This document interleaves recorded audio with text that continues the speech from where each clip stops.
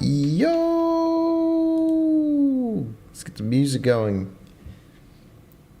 Oh, not that music. Jesse the fish. Long time no see. How are?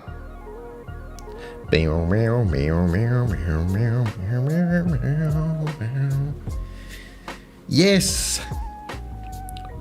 Welcome to an exciting live stream. Here we're going to get real hyped up about something we're going to do and then find out it's much harder than we thought. On this episode of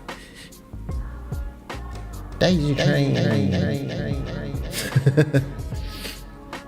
But in all seriousness, it's been crazy. Yeah, I saw you pop up on the Discord, but what's been happening? Usually high morale? Yeah, been okay. Things are changing rapidly in our space, in our life, but Daisy Train seems to be moving forwards. Had a couple good streams this week, that's been good. He's still recovering from the rebuilding of stuff. Actually, hide and mic comes first.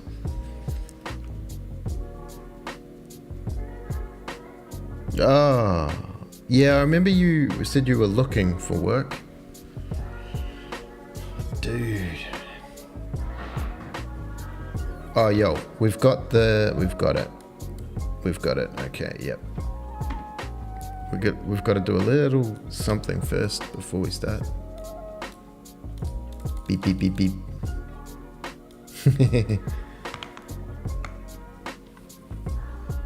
Oh, I got a salute this time. Haven't started up the guinea pig game back up. Yeah, gotta get there. It doesn't work until you're sitting there on the couch or something, or lying in bed and start going like, I wonder, yeah, I'm gonna try that. I wanna do this. Hide in my.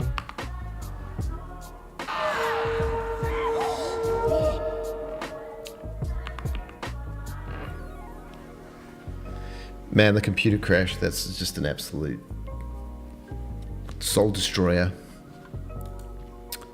Today's mission is really a few things. I worked yesterday on the game, but didn't stream it because Lou had a day off, so I didn't want to make her feel like she had to live around the stream going on in the house. So I was just tinkering away with things, a little bit of sin, a little bit of cos, a little bit of tan. No, I don't even know what tan is. What's tan? Ports and sorts. Yes. The main gameplay thing I'm actually working towards is like the ports unlock the next level. Baby steps. But they became selectable to show kind of what way they go, and then I'm like, oh, we need a little bit of selection tool. I thought we could make some outlines. Fun Friday stream. How are you, Andy? How's morale on this Friday? I know it's Friday for you because you're a trans-Tasman entity.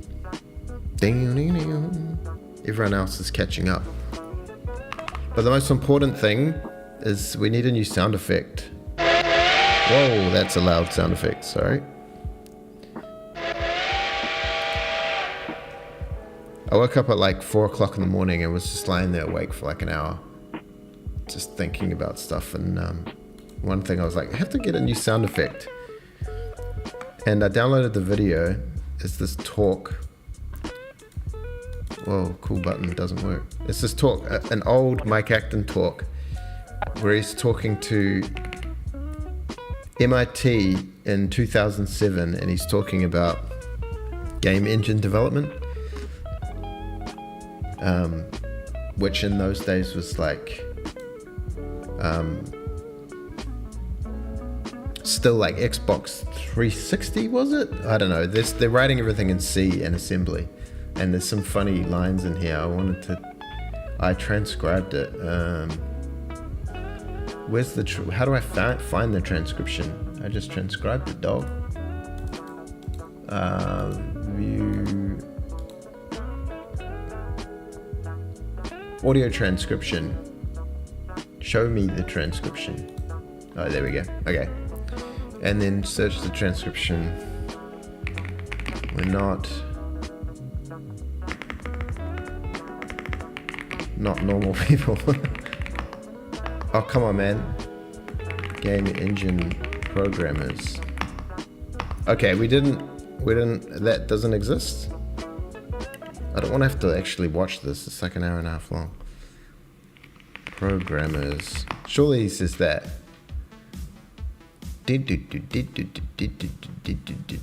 Oh, we're not average people, we're game programmers. Oh, that's not as... I thought he said we're not normal people. We're not the average people, we're game programmers. Yeah. Someone's like, the average person... he's talking to these, like, I think they're pretty new, and they keep asking questions. The average person is the first to go and see. Let's take this out. Average person. We're not the average people, we're game programmers. These people are talking about the average person dealing with these. They're trying to, like, they immediately come out the gate and start asking questions about, like, is it worth it to make all this complex stuff? And he's like, yeah, what are you talking about? We're making, I mean, they're making like AAA game engines back in 2007, so who knows? But it's just a funny thing. We're not the average people, we're game programmers.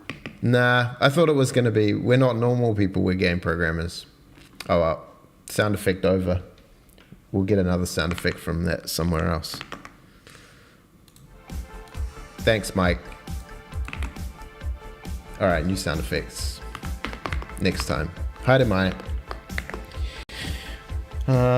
Software development, pouring with rain. Still hoping to have the demo ready. Internet is crap today, but glad to see how dangerous. Oh, true. Oh yeah, we're doing it. We're sharing. We're getting game. We're sharing. Already need more coffee. We'll get the try editor setup going. The only way in this day and age.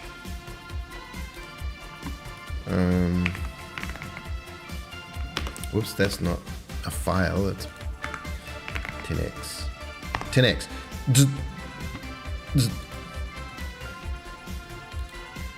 Let's have a look at what we're doing anyway. Dun, dun, dun, dun, dun, dun, dun, dun. Oh yeah, this boat thing. Look at this lovely little bobbin in it. Oh, it does go underwater a bit. Oh yeah, I need to move the thing down. What really needs to happen is the whoa. Is it -0.17? Oh no, we're underwater. -1.876543216. Yeah, something like that. The boat needs to be a little taller.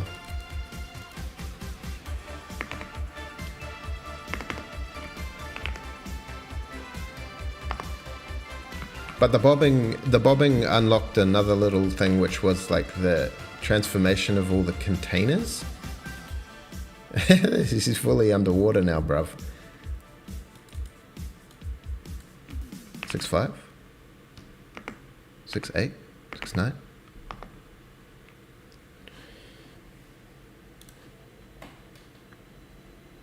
Dun dun dun dun dun dun dun.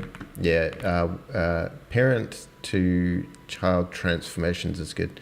Oh yeah, and also now you can select the port and it shows you which way it's going, and then you can switch the port and it'll just start loading or unloading based on which is the port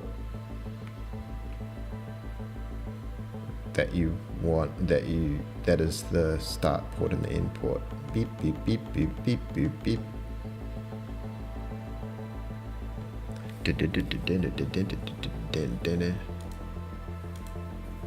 Whoa, that's like crazy colors, bro.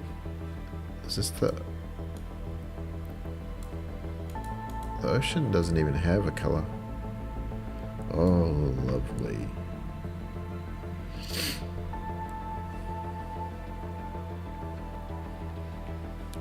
But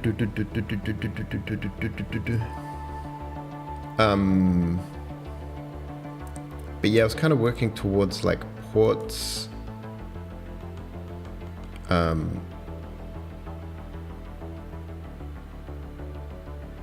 Having some sort of the live things. I was like, man, you would have been proud. I was like, oh, yo, we're gonna calculate the curve and we're gonna do the thing.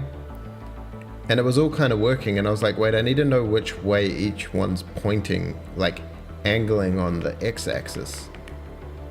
And so I was like, oh, I'll just move a point forward along the curve.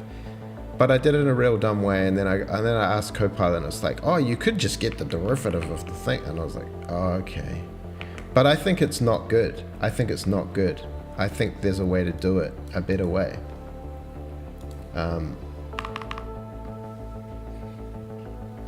Yeah, the little, it goes, like slides in. We calculate T base, which is the T percentage between the beginning and end point, or 0 to 1, and then we mod it. So mod 1.0. So if it goes over 1, it goes back to 0, right? And then we do the T times pi that you guys were so fond of last time. Curve. And then we lerp by this, plus we move up, plus the curve factor. But then it does this horizontal derivative and vertical derivative and things I don't understand.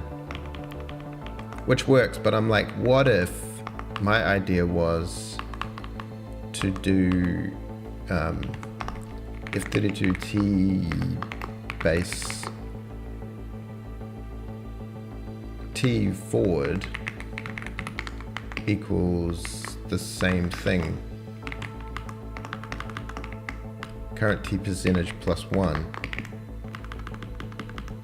AI plus 1.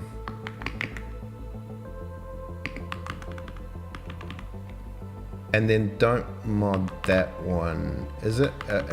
I think this one needs to be clamped at thing. But we'll have a look. And you got t equals this.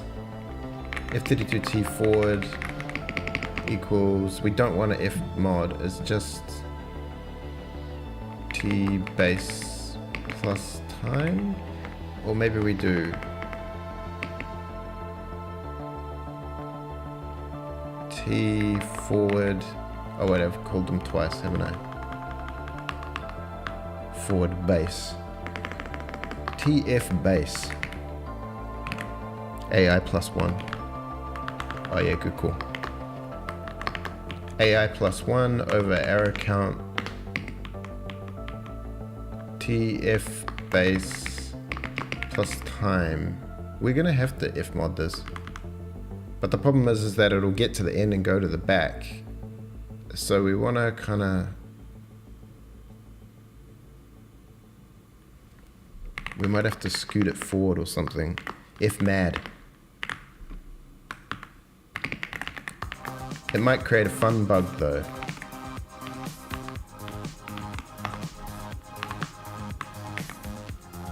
Curve.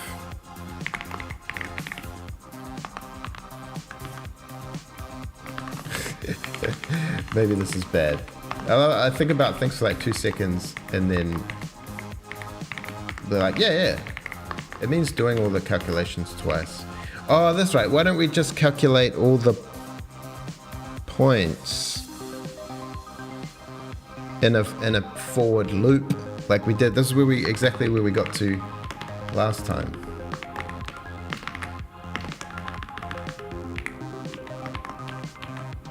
Yeah, doing this all twice seems dumb. Why not just do it once?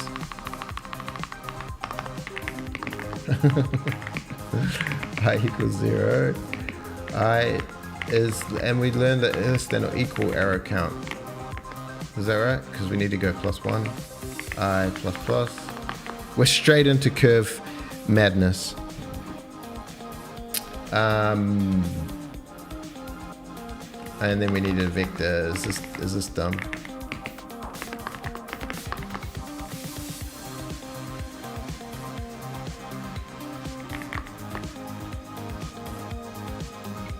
I guess we could make like vec3s curve points.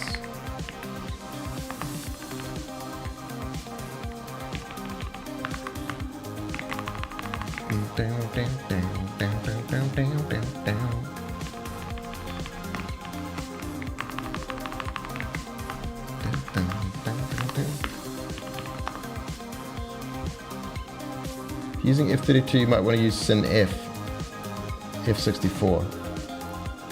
Oh yeah, negligible. I love negligible.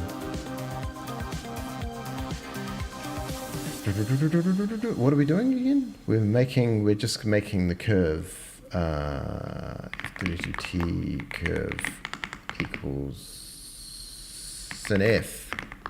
Good call, because I don't know why it doesn't warn me. Maybe it does.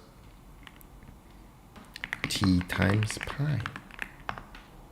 And then vec3, I guess we could just vec3 pos equals vec3 alert start end t plus vec3. Why don't I just 0.0 f 0.8. This is some magic numbers. Plus t curve 0.0 f. Oh, coffeeless brain, and then curve points dot push back position. And I guess we can just get rid of all of this. Deep.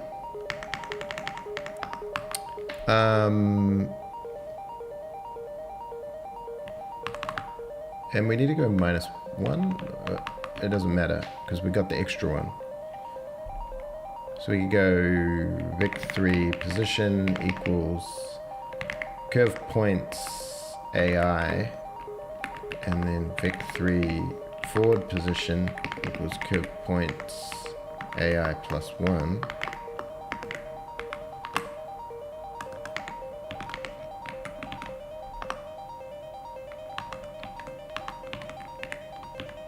And then can I just not get the facing, vec3 facing equals normalize if pos minus pos, and send that in here, and maybe it's not minusing. Thoughts on this working straight out the gate? Probably not.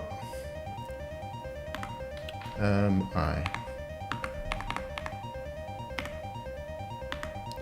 T.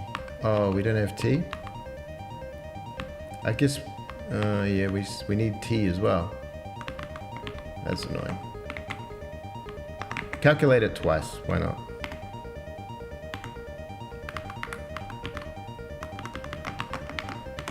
Straight into it.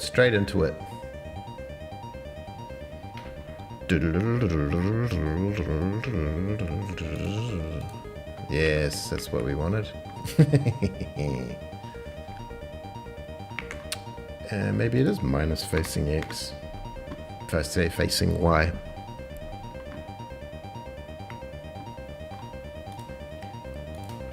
Boom. Oh yeah, see? The end one.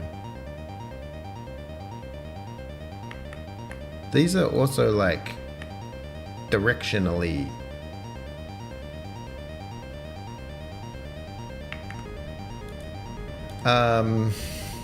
that was the bug I was thinking about. So this needs to like know if it's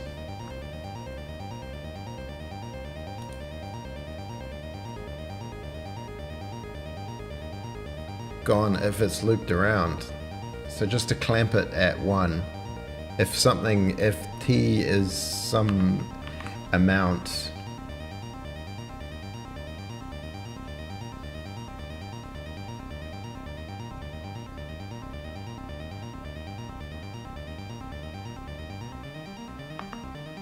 if t is greater than like 0.80f or something, I don't know. Something silly like that. Then I guess we just want the back position. If pos equals curve points dot back. Is this bad? Is this bad?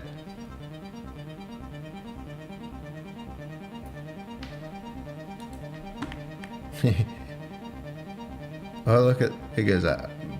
Brrr.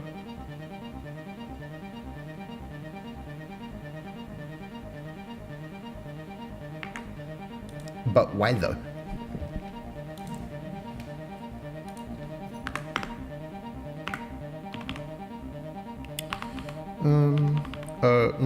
Yeah, interesting. Interesting why that doesn't work. Just go back to the AI one that worked. Why do all this stuff twice?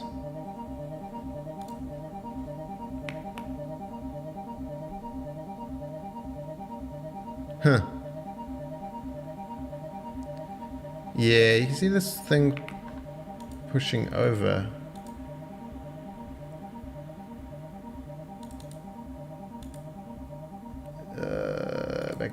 Back. All right, I played. It didn't work.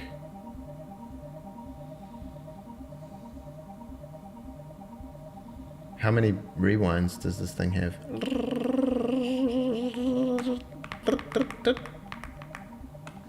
Perfect. Why fight the AI? It's coming for us all anyway. Yeah, I think I wanted that because we needed 1 extra point, right? Oh, this looks good. And it does it via distance. Does the right amount of arrows per distance. Okay, so right now there's the selection tool in the, this is the editor tools. Oh, there's also this stuff here. We could fix that. Okay. Cell. Okay, we need to check if cell. And okay, rewind selector.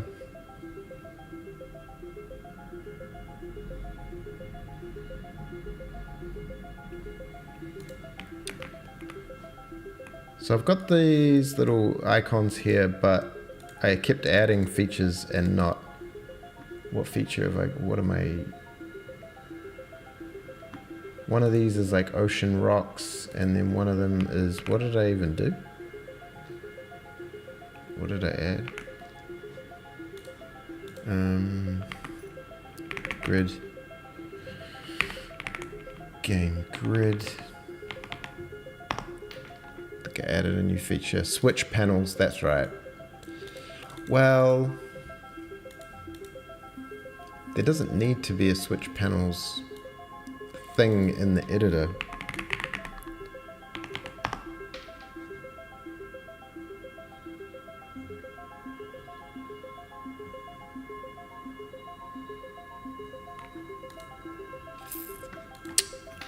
Editor.cpp.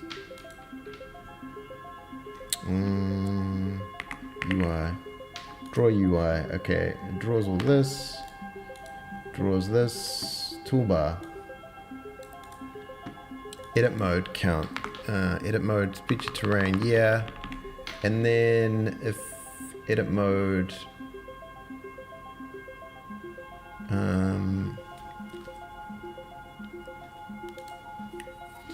Skipping the edit mode, none.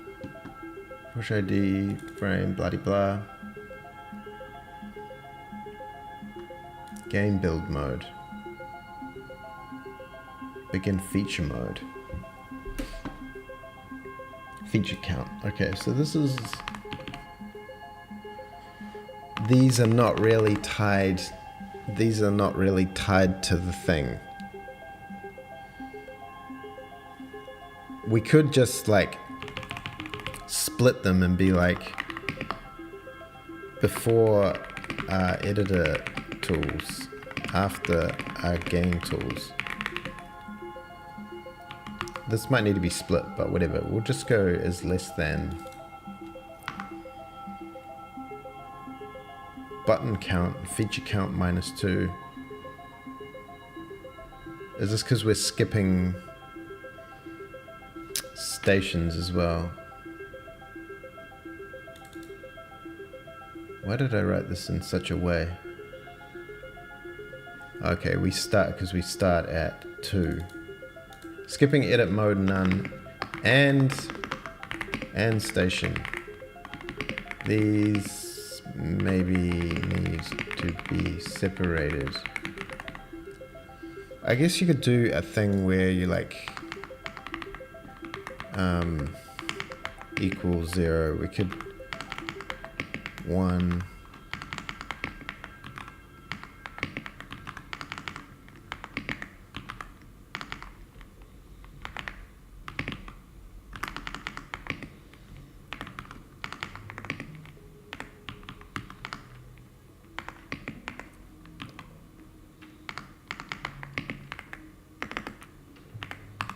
And then you could make an annoying other enum that you have to manage, that is just in sync with this, but it only has the ones you want in the editor. Editor. Edit mode. World terrain. Edit feature mode. I guess we could do them. Edit feature mode. And go feature factory.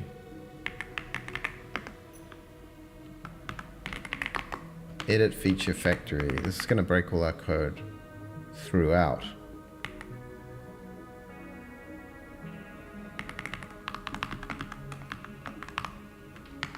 Equals 2. Equals 3 cargo storage. Because these are like used by everything, like the cell and stuff, but we're just drawing the menu from these. Port, that is a feature mode. Edit, warehouse, trees, ocean rocks.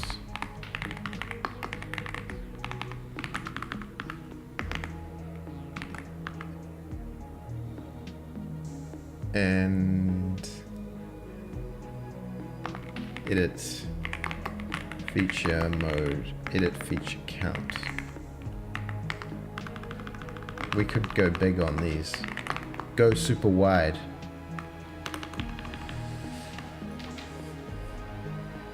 So we've got this feature editor that then has a feature type, current feature build type.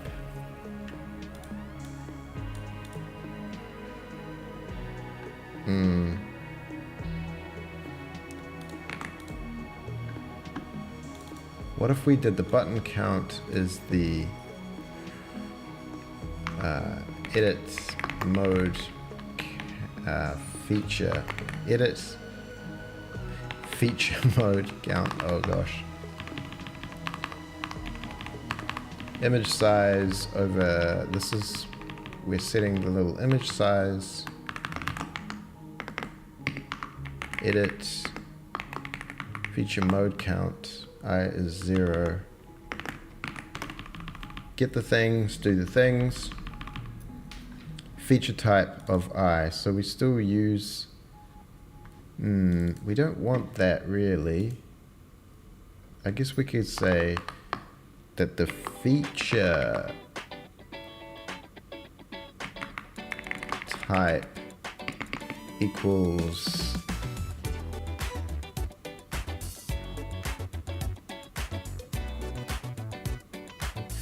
I guess that's not going to work, is it? Because if you say I want the edit feature mode,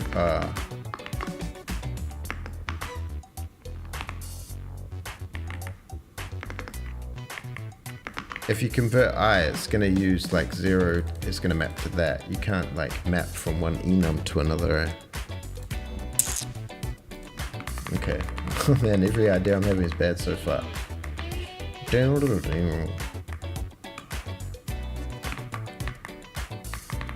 And station. These maybe need to be separated. How do I manage this?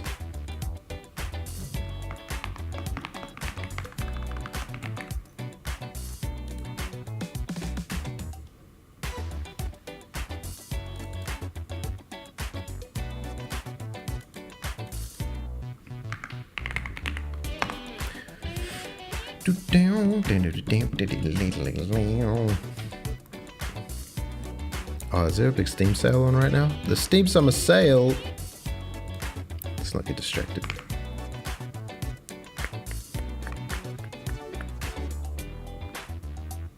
Oh yeah, the Grass Atlas.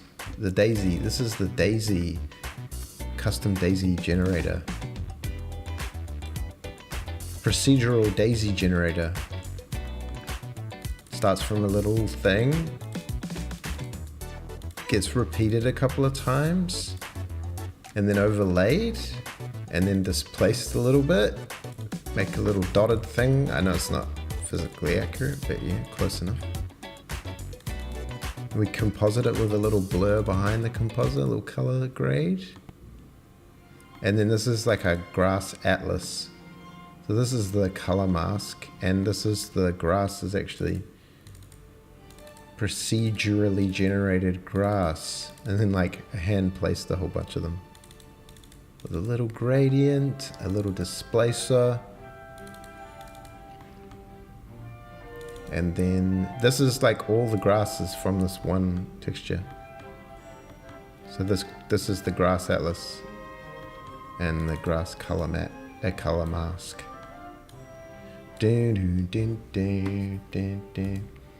But I wanted to look at the UI buttons.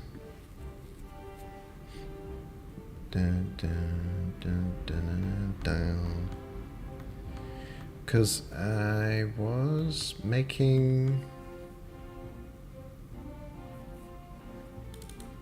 this combined button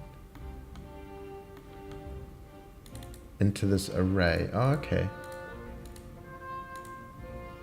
So these are not a combined texture, they're each coming out separately. Interesting.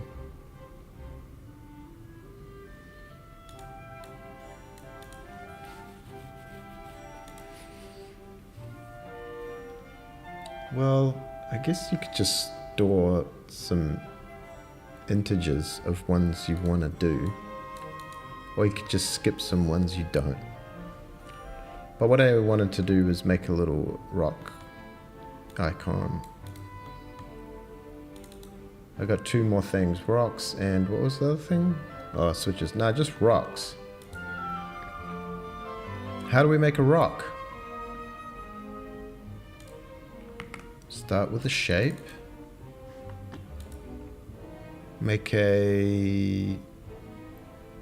some sort of rectangle. Curve it up a little bit. Oh yeah.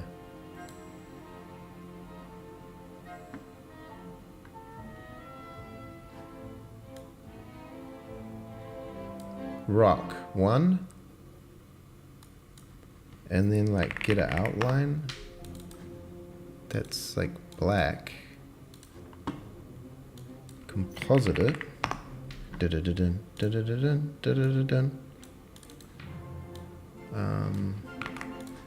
Composite this one. Push it above on that. Yeah, so we've got this one. Make the outline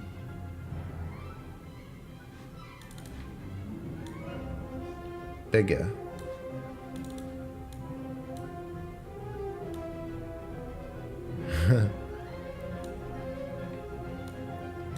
Composite another one.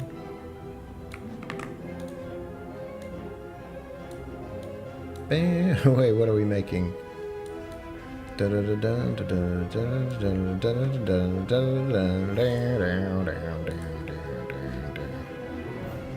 Outside, go that. Yeah, something like that.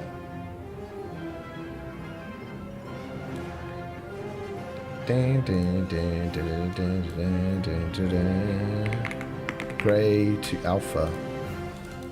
Perfect. Rocks.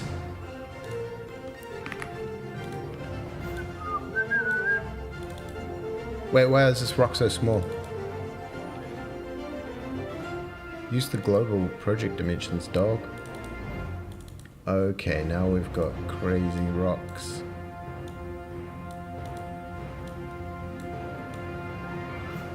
I was wondering why we were getting such funny results.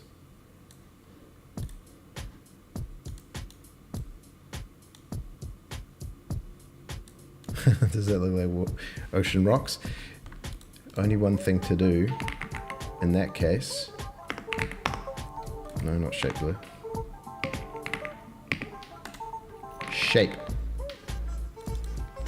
It's like a wave shape. Some sort of...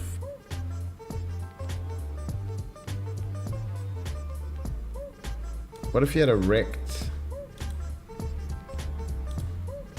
that was like this? Is it like a wave? Wave table, wave path, distort, displace by some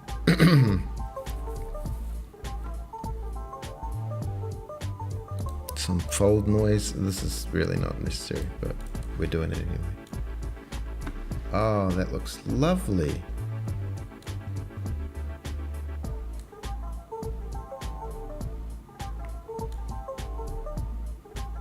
Those almost look like waves.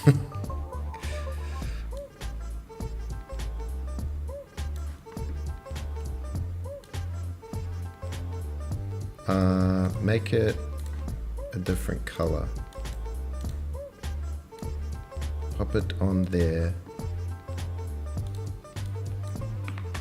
Oh yeah.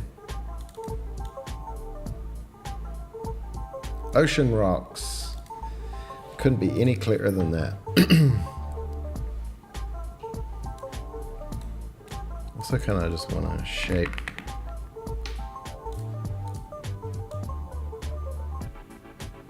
That is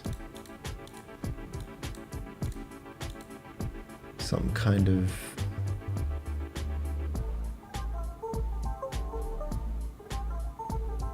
ellipse.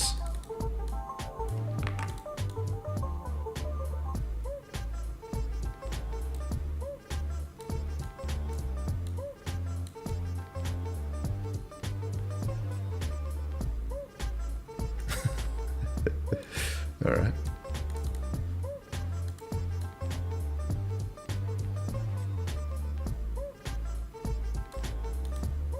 If that doesn't say rocks, I don't know what does. It doesn't really say rocks.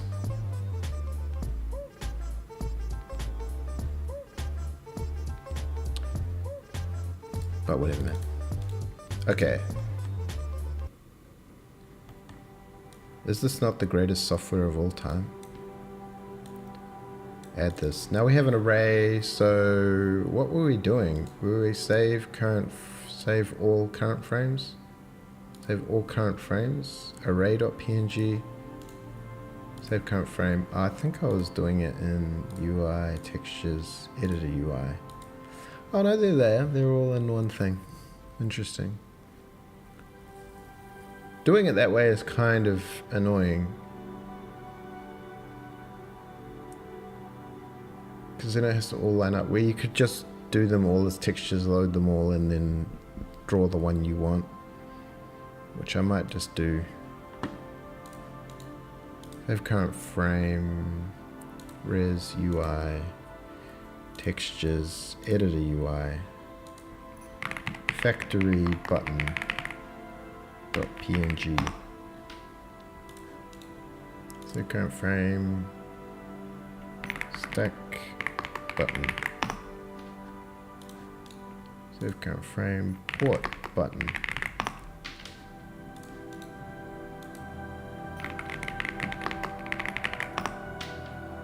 The little forest one. Sheesh. Trees button.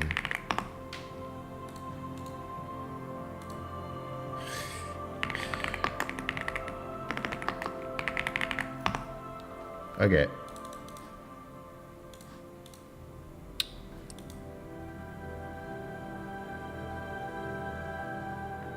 We do have a thing that is the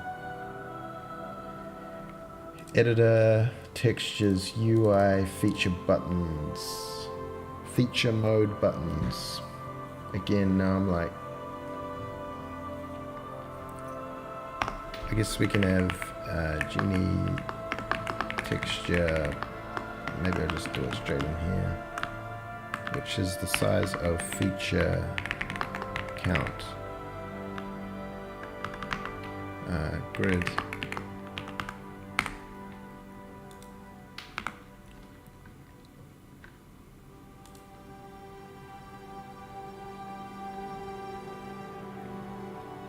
Does it have to be game grid? Game grid feature count. So it's going to make 9 pointers, but we're only ever going to use the ones we want. Editor.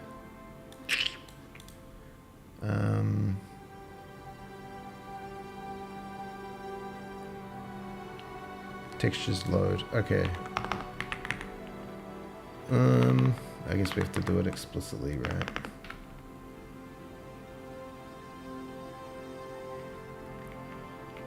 Texture pointer feature buttons. Nah.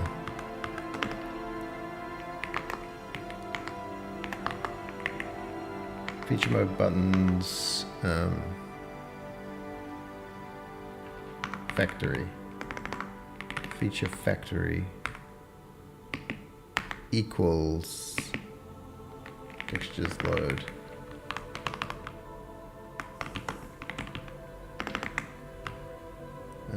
Editor UI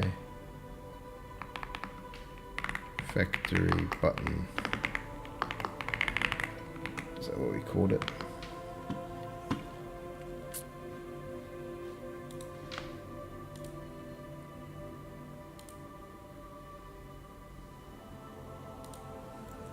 UI textures editor UI factory button.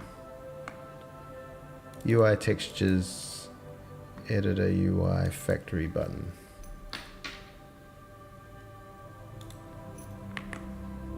This is kind of bad, because now it's like not easy to loop. You just kind of draw them. I guess you could just draw the ones you want. There.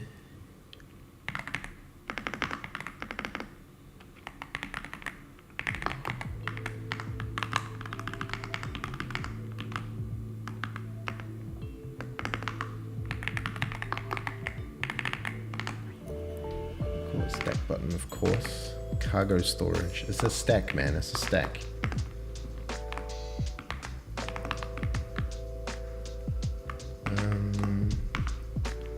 Port.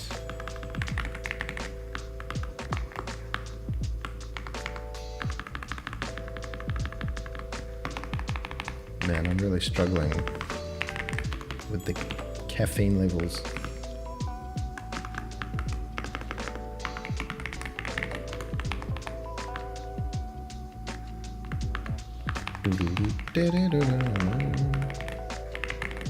Warehouse button.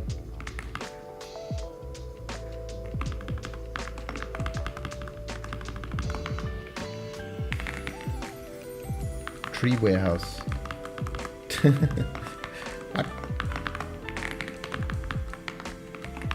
Yeah, it's probably better just to have a some sort of thing. You could just have a thing of ints, right? That you store that is what you want. But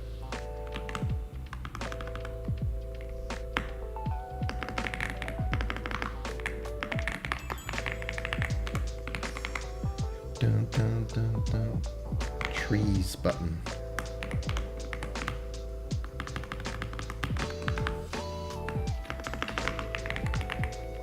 Rocks.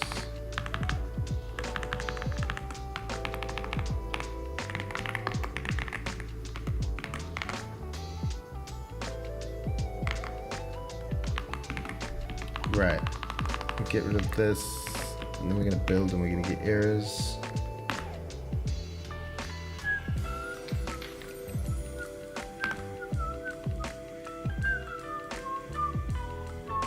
Oh, edit mode buttons.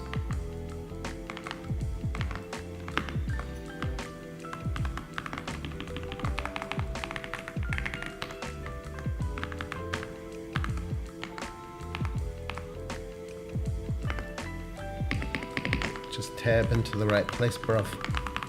Just tab. Okay, feature trees. Okay, so here texture equals button count equals BG count -2.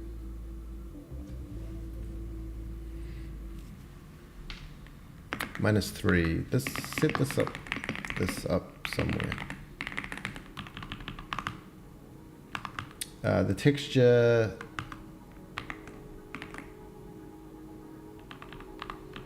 image size, and the button size, these seem kind of right, but we don't even need to calculate this anymore.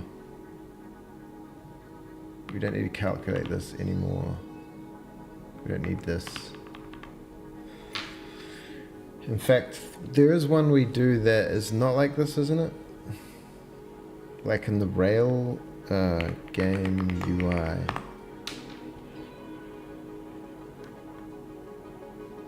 Game build mode. Button count. Texture equals tool textures. Button count. So these are more like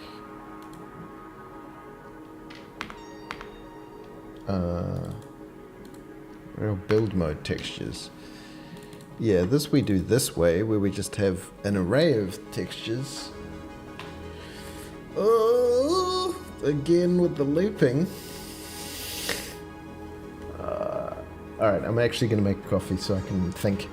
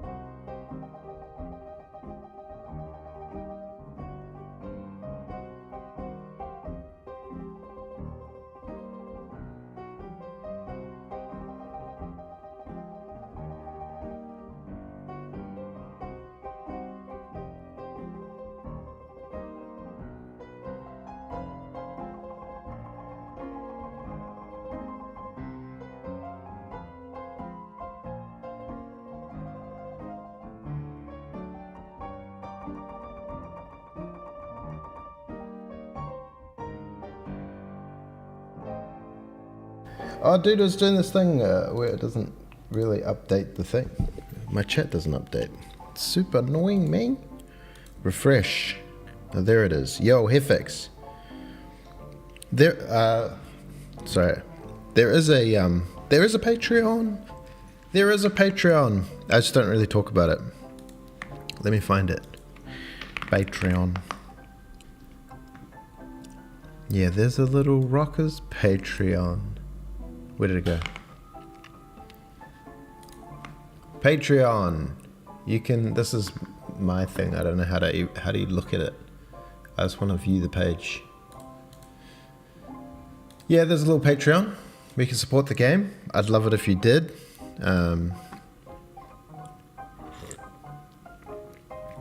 Only because we have to make money to survive. But the more, yeah. If there is some support. Oh, we're at 420 coffee. What? It's pretty lame, the Patreon, and it doesn't really have anything on there. I was going to offer the code, but then I was like, oh, I don't think anybody should be reading my code. So, yeah. It's pretty lame. I don't really know what else to do. I'm kind of like, I'd like to spend more time on the game and making devlogs and stuff.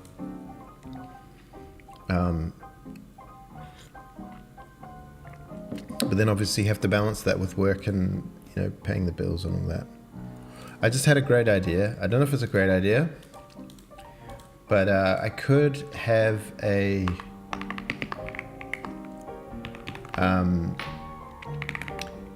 cheeky vector. I was wondering at one point, am I going to just want to get rid of all vectors? Like, could there even be feature types? I'll just make them i32s and call them UI feature mode IDs or something. And then when we load up, we could do something silly like, man, grocery prices, yeah. In Australia, they're high. In NZ, they're really high.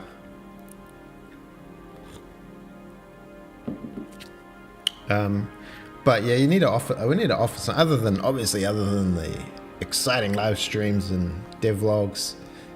I don't know. I'd like to get the game available for some sort of early access or something, or maybe do a Kickstarter. I don't know. But we have some pressures on us personally, but we will endeavor to work through. UI feature mode IDs dot push back as an i32 feature all these. But copy these. Wait. Beep, beep, beep, beep.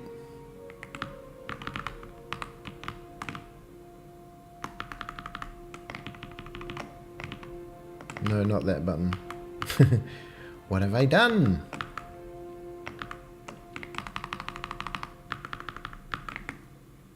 Dude, come on, man. Who would ever want that result? So push back these IDs. Or they could, yeah, maybe they should be. There's gonna be a lot of casting involved. A vector of grid of game, grid, feature types. Dude. UI feature modes. Or we could just say editor feature modes.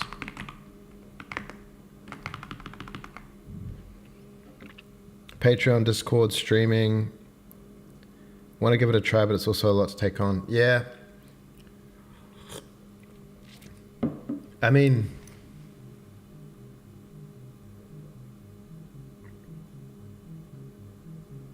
yeah. That's what I mean. I mean, I've done like last year I did like 10 devlogs, and then this year there's been 3, and then live streaming, and it like takes so long to like build into something unless you've, I don't know, got an angle or something. Like, I'm just trying to make the game and stay interested and share the process, and hopefully that's interesting to people and have fun, you know. Patreon to fund setting up the Patreon. I know, and plus, like, I make these streams and they're like 4 or 5 hours of video, and then to go through it all to make the devlogs, you go through it and there's so much stuff you cut out, like, oh, that could be like a short or a reel or something, and then you almost need a person that's just going through clipping stuff. But man, this thing is always the question. We had dinner last night with a friend who's in the music industry, and she was just like, she has to do a lot of her social media and even like bookings, and she's with a label, and she's just like, people only work as hard as you work. So if you want to go focus on making music, then everything just stops unless you've got some crazy management team that's going to keep pushing everything forward. Yeah, I think that ultimately the ultimate goal is to make a great game. That's the main goal, and if you make a great game, then everything else hopefully will work out around it. So that should be goal number 1. Goal number 2 obviously is like letting people know about it. So this is why I'm like streaming, because yeah, you can make a game in silence and not tell anybody, and then no one knows, and that happens.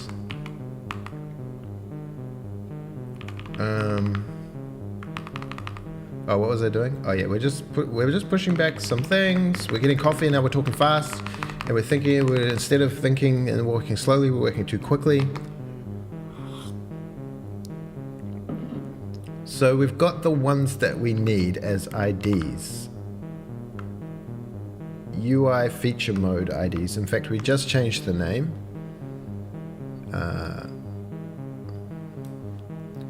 To editor feature modes. Editor feature modes. And then this is also editor feature modes. Yes. Come on, man, just keep my tabs even there for me, would you, sir? Keep my tabs even. But that's the thing, like a game dev is someone who transforms coffee into gameplay. Yeah. It's all just about transformations, transforming one thing into another. Yeah. Sometimes I watch game dev. Well, I don't really watch it anymore because I feel like it becomes too centered around the commerce side of it. Like, I watched a guy's video and he didn't mention one thing about actual game dev. It was all about like releases and windows and everything, and I was just like, oh dude, man, I know that's so important, but it's not just a commercial process, right? I don't know, maybe you do. I just look at this as a process and be like, man, there's easier ways to make money for sure, you know. Just about anything. I mean, yeah, there's a chance that you could like have a hit game and make a lot of money really quickly, but you're not going to make it quickly because the game's going to take you like 2 years to make or something, and you're going to make $0 throughout those 2 years. So yeah, I don't know. So yeah, we just have fun, you know, and take our time. Start a game with the idea of making money, you're going to have a bad time. Yeah, exactly. There are more efficient ways to make money. Yeah, exactly. I read a good thing. It was just like, I read a good comic this morning actually. That it was just like about like AI content, how everything's content, and AI removes like making AI art. It removes the process and the hard work that the artist puts in. And then it was kind of saying like, isn't that what gives art value in the first place? Is the time and energy someone spent to make it. That's what we celebrate, is the hard work. We don't necessarily celebrate the result in a vacuum. Yeah.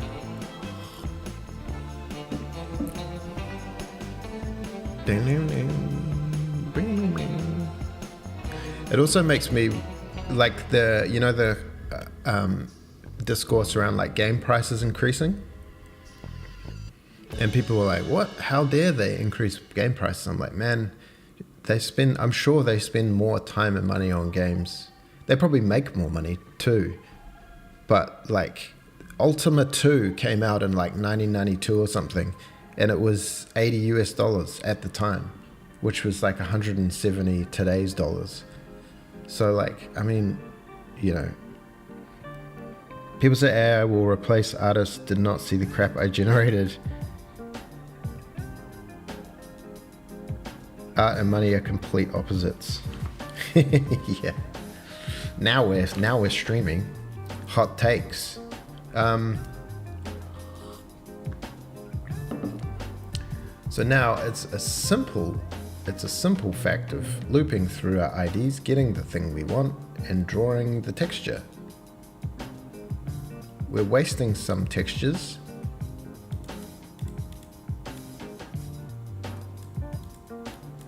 We could have some sort of struct or something, but we don't worry about all that.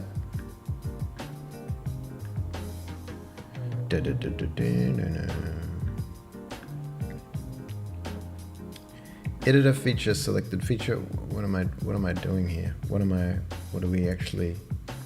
Okay. So we don't want to do this button count equals editor dot UI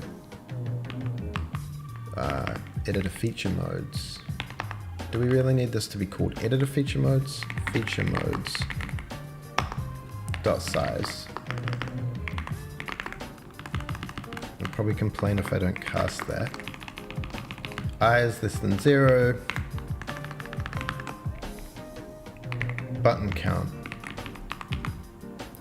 We don't need this min-max stuff. We don't need this. Edit mode, none. Feature, current feature build type.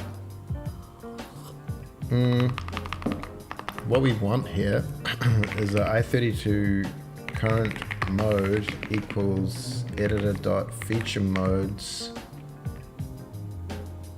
I. So we're going to extract the thing, infect, and cast it to an i32. So we've just got the feature mode. If the current mode, not I, current mode, and we could relabel I to be, this is like the ID index. It's not the actual mode. Push ID index, yeah, that's fine. ID index equals ID index minus 2. Index. Yeah, see, we're doing all this stuff.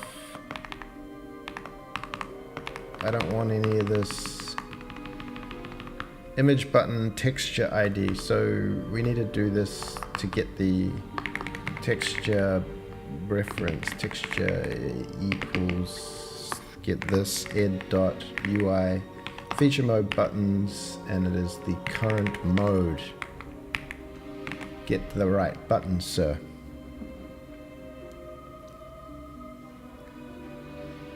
AI code is helpful, but it's not amazing. Yeah.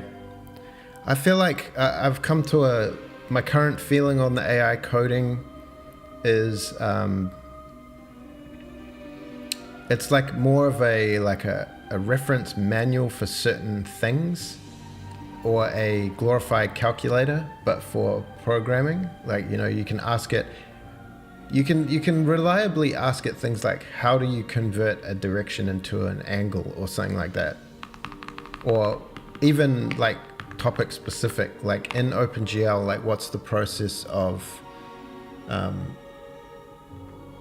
buffering instance data or something. And it usually, if it's well documented, if it's the better documented it is online, the better quality the result's going to be. But contextually, it still doesn't understand like what you're doing across your project, and to be able to look around and figure it all out. And it still gives you like advice that's like, I know how to fix this problem. I'm like, well, that problem doesn't relate to the biggest set of problems. It's not even the problem I asked about. but it certainly helps with sin and tangential derivatives, bruh. So we do an image button, the texture.id, the button size is just imvec2 button size equals texture. I think we can use this one as a reference.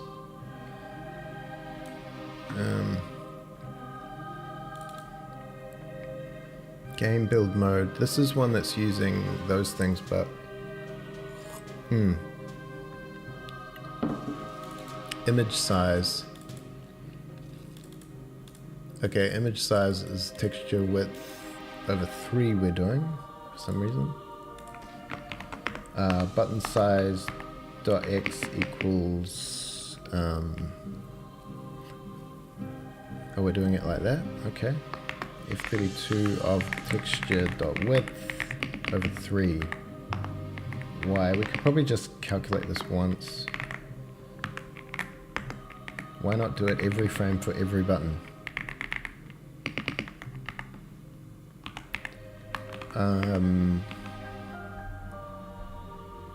Background color GLM to thing. We need to push these. We need these again. Image size, button size, they're the same thing. Button min and button size. Is this like here even having to write UI stuff, and then you're gonna have to rewrite it all for your own UI system if you end up using a thing? Where is button min, button max? Yeah. Color tint equals color gray.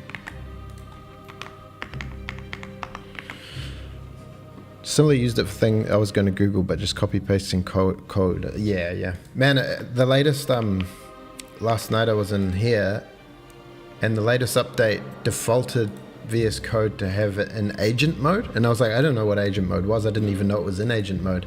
But it, like, you ask it a question and it goes brr, and it like writes code into your file with a little accept button, and I was like, whoa, what is this? It's like, oh hey, I'll let me just copy paste it straight in there for you. Oh, dude.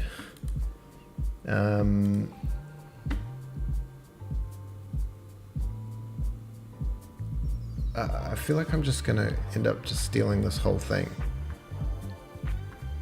because we're doing all this and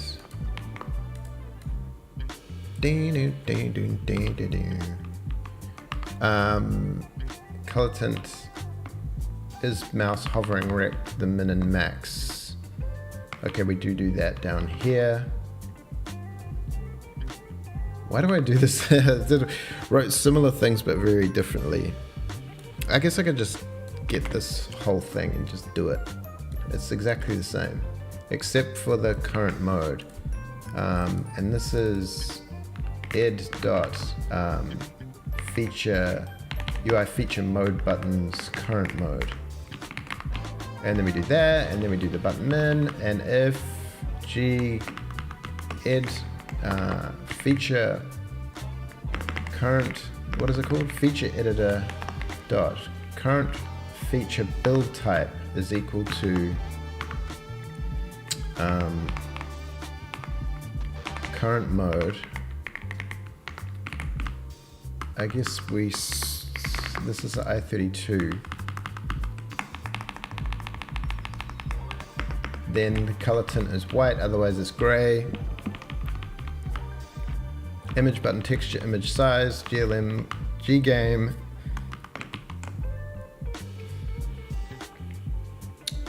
I guess we want to say editor dot. I shouldn't have just deleted this. Active equals true. Ed dot build mode mode. Edit mode equals edit mode feature. Ed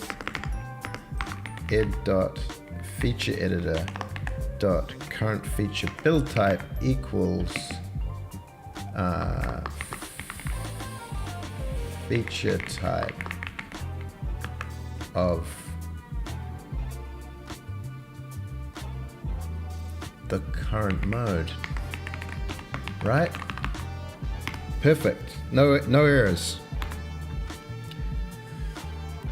Feature modes. Oh, these are not feature modes. These are UI feature mode buttons. Why did I change that? And then editor feature mode current build type does not have an overloaded member. Okay. I wish they'd change that. Push ID index. Do we get the image button, the texture, UI feature mode buttons? Yeah. All riveting stuff when we haven't even started doing anything. But, oh, look our buttons and they just work. Wow.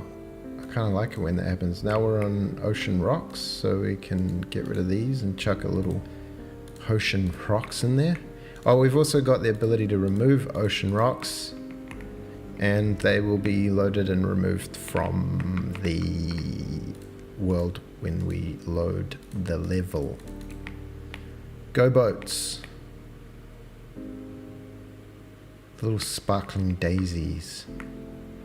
Oh yeah, there's another thing, is reflections. I was reflecting on reflections and the lack thereof reflections.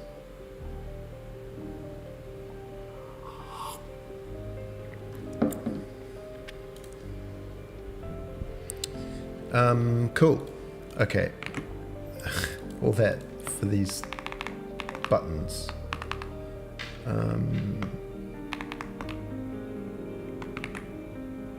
Where are the arrows? Oh, let's get back to arrows. Let's show the arrows. Delightful arrows. Look at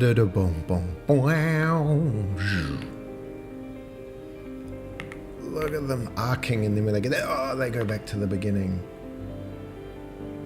This is actually an effect I wanted to do for other reasons. Like, I was thinking in the future of having, like, if you put a train down, as you put a train down, maybe it shows you like where it's gonna go based on the track layout. Oh look, what happened to our arrows, man? What happened to our arrows, man?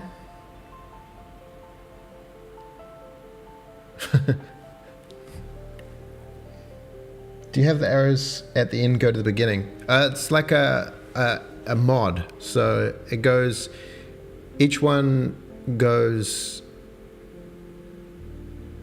it gets the percentage of where it is, it adds time, and then if it goes over 1, it goes back to wherever it is, mod 1.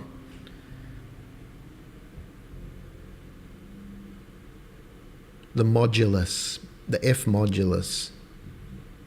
Why do they have cutouts? What is the ding ding ding ding ding ding ding? So they're getting all the way back here, they're getting alpha tested.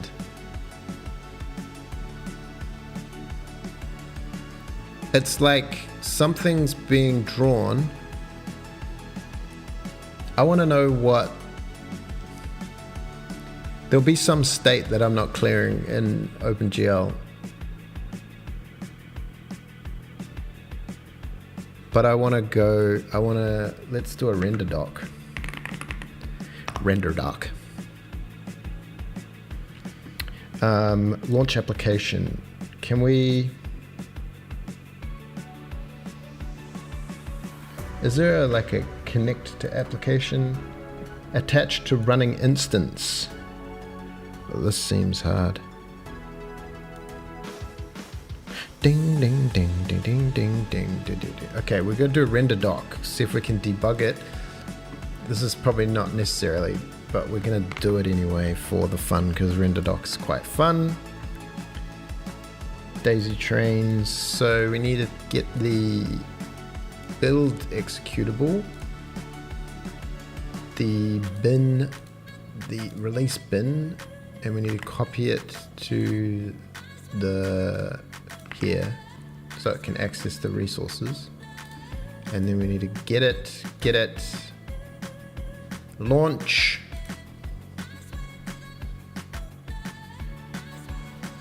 Yeah, what's happening there, I think I can reproduce this bug, is there's some state that's not being cleared for alpha test. So we'll get this, capture a frame, bada bing, loading capture. Okay. Why did I choose this hideous font? Settings. Visual theme. SF mono. Yes. Let's make it big for the people. Boom. Okay. That's going to require a restart. All right. So we can go through all the passes here. So this is clear depth. And now we're drawing to 3 textures. I don't know if you can see all this. Zip. Let's bring it over. Let's render dock. Let's dock the render. So this is the G buffer pass that renders the normals, the position, and the depth. And you can actually like, oh yeah, this is each instance pass. Do I have to double click? What's happening? Oh, stomach.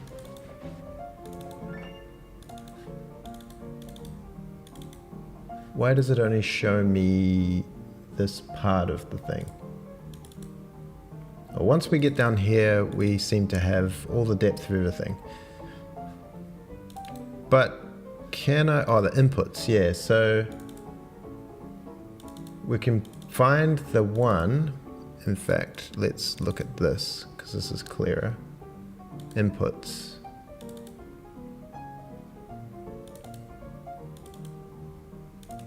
This one is like annoyingly drawing containers, port. I didn't make that asset, it's pretty heavy. So at what point are the arrows drawn? I just want to see like current output. I want to see each one that happens, sir.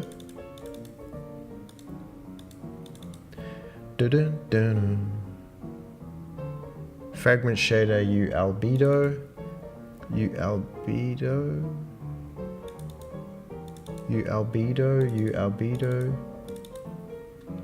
Draw elements, bind vertex array. Interesting. Oh, there's the data. Buffer sub data. Show me back to the texture viewer. Oh, pipeline state. Interesting. Vertex shader. This is pretty cool. Multi-sample, yes. Sample shading, no.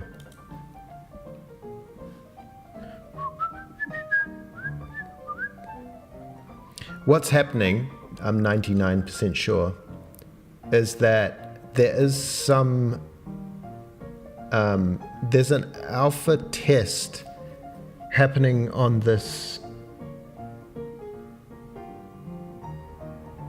pre-pass for trees. Even though they're not being, it shouldn't ever do it actually. There is nothing with alpha. So I think something is getting its like texture bound, and then this thing is reading the wrong texture. Oh, this is the actual pass. Okay, this helps. Oh wait, did those arrows just appear? No, they've been there since the get-go. Were they always there? What's happening?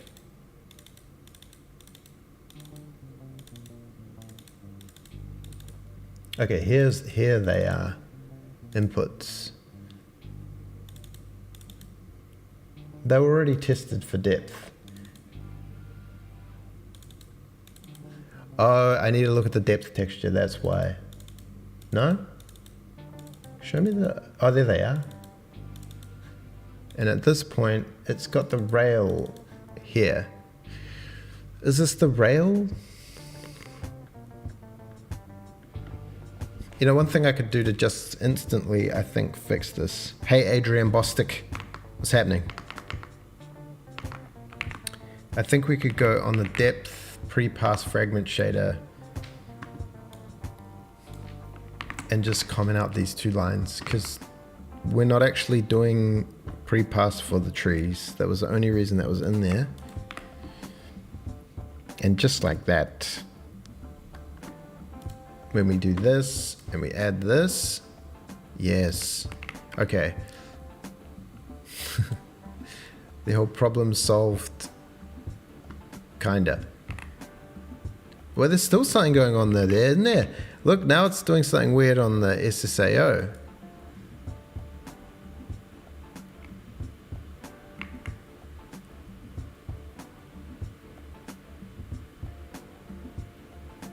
Is it because...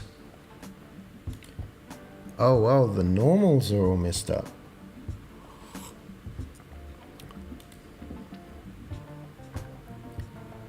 Whoa, it's not just the alpha thing.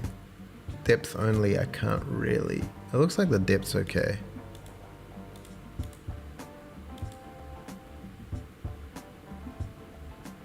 It's definitely got some weird...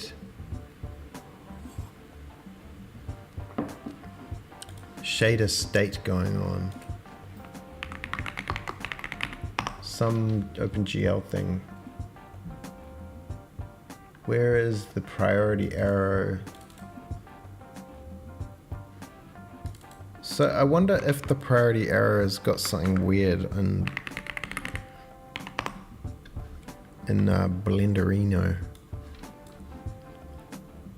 Dun, dun, dun, dun.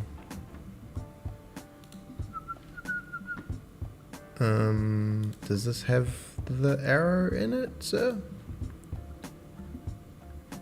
Is there an arrow? No. Did I save it to something somewhere? Rail priority arrow, arrow.blend. Well, okay. It does have a base color, it does have a direction. What's this? Arrow base color. That's not currently being used. Import the GLB of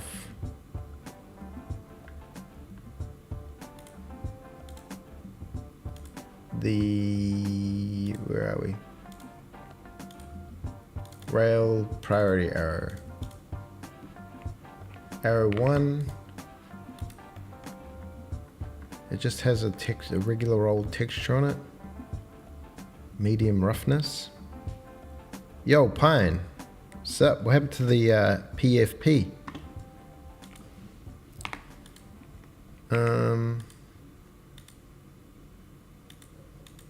Genie GLB. I'll just re-export it. I've found that sometimes things get fixed that way. Definitely something weird working with this. It's like we're not binding... I think we're just not like unbinding textures. Because this will be something like it doesn't have normals.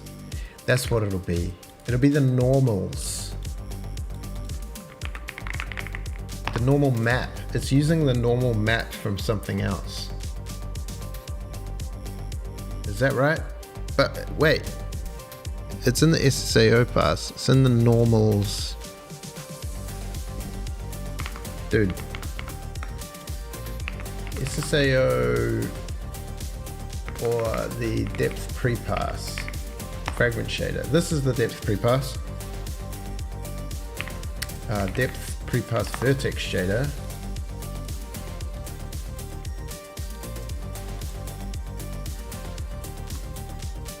Normal pre-pass. Okay, oh, it's in here. It's in there as well. It's all the way through. Another alpha discarding. Oh no, not the changing of the guard. Okay, now we're clean.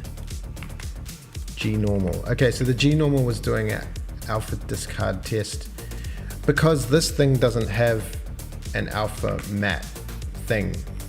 So in the renderer, we're getting to this render pass called render normal pass. And we were just doing this. I think I could fix it. We could do it else.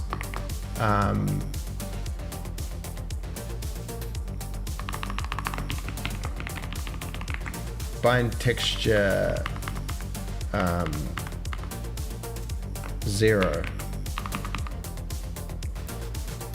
and put that. I mean, we don't really need this alpha test in here, but I'm interested to see if it works.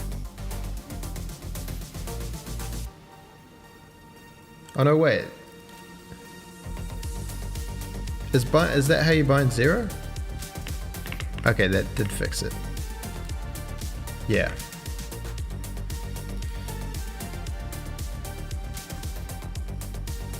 Yeah, you bind 0. Okay. Still, we don't need that alpha test in the thing. It's not doing anything. But in case we do want to do something, but we don't. So we're doing if for every fragment. And they're like, never use if statements and shaders. And then you look at the PBR shader, and it's just got like, if I could probably just not do all of these if I was a little smarter, but you know, we're still in development. Oh, music is a touch loud. So yeah, it is sounding quite loud to me as well. I'm getting overexcited.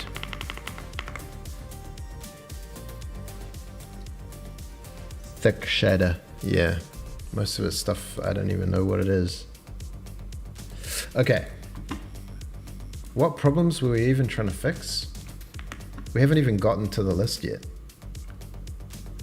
Okay, we've got this back. This works. Ports works. Warehouses works. We can still rotate things. Nice. We can't rotate that.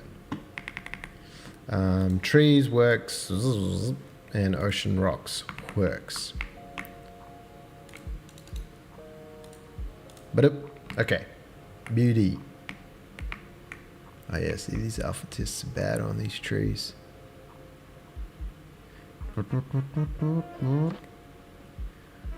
Should this render the ocean before the trees? Is that what should happen?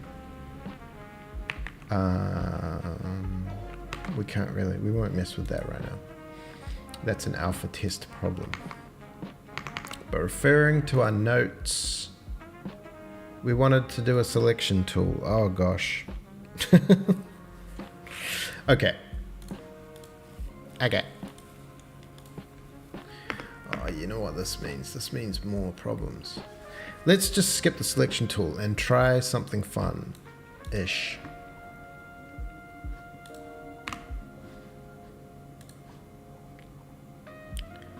So I do want to do like a selection tool for, there's the selection tool for the editor, which allows us to like inspect things and even delete things.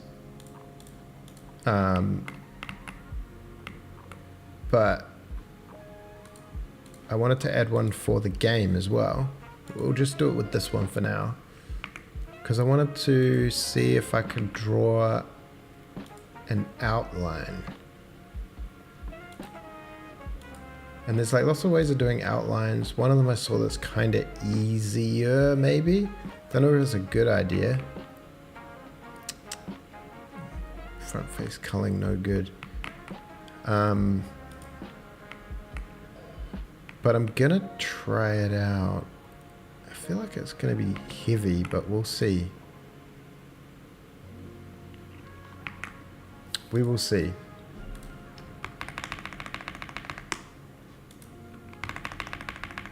close it all down, refocus with focused energy. Thought about undo, redo. Yeah, I thought about that. That's like kind of like you got to store the state of everything. You got to store the state at each step and then be able to. It is like a stack. It's kind of like I created a real like just rail specific undo. We go like that, and then you can backtrack. And that's kind of what it is. It's just like keeping a history of state. I guess it's just a matter of like how many things you need to track.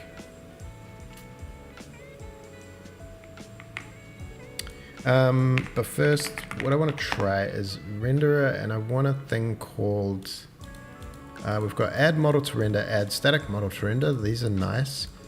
What if we want void, add,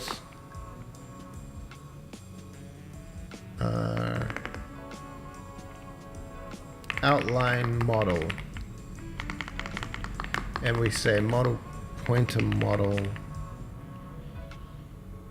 and maybe we can have a color.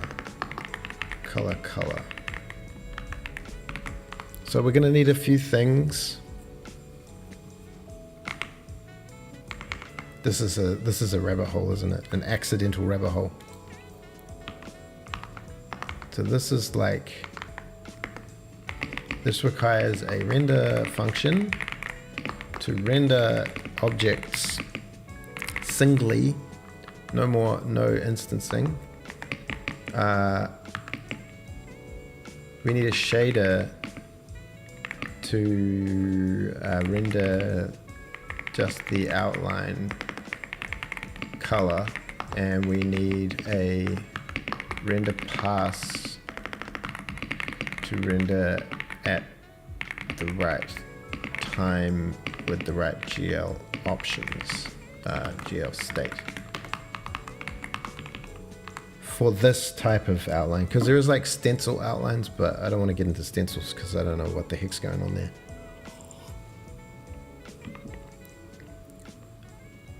Which this is also like a list of, we can have a thing called, look, the renderer's got nice and big. Are we seeing this? Oh, it's kind of over here.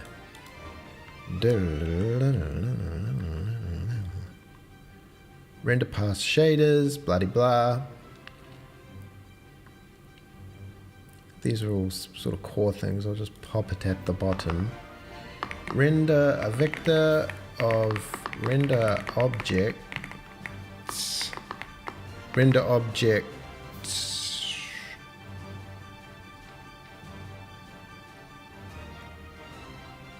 Dun, dun, dun, dun, dun, dun, dun, dun, dun. What are we actually wanting here? Because these have instance data per thing. I guess we want copies of render objects. Because we need all this stuff. Maybe just pointers. What is instance data? It's a matrix. And a color. It's kind of similar to that, but it's more than that. Oh, we've got local and world transform in here. We'll just send the whole render object for now. Vector of render objects, outline objects. Dun, dun, dun, dun. Dun, dun, dun, dun, dun, dun, dun, dun. So this is going to be per frame objects to render via outline pass. Boom. Easy.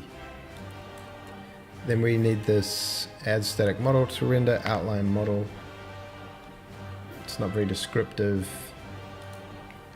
void render outline model.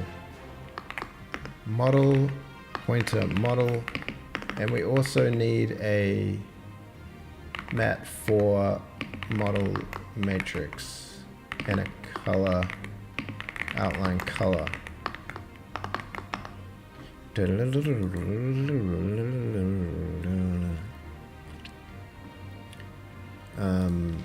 Mat for model matrix. Naming conventions. Okay, the outline model. So begin frame. I guess we can do ggenie renderer dot outline objects dot clear. Clearing outline objects here. We'll get the renderer, that's a good start, and then for I32i equals, we want this exact line actually.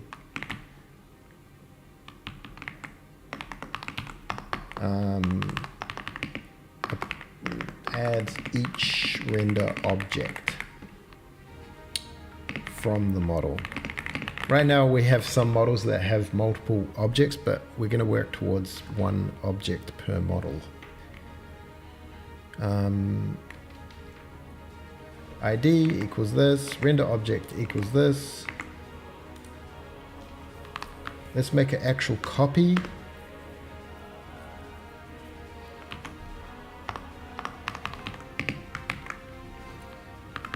Warning, copy.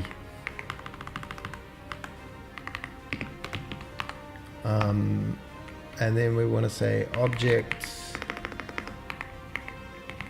dot transform world transform equals model matrix. Is this bad? Times object dot local transform.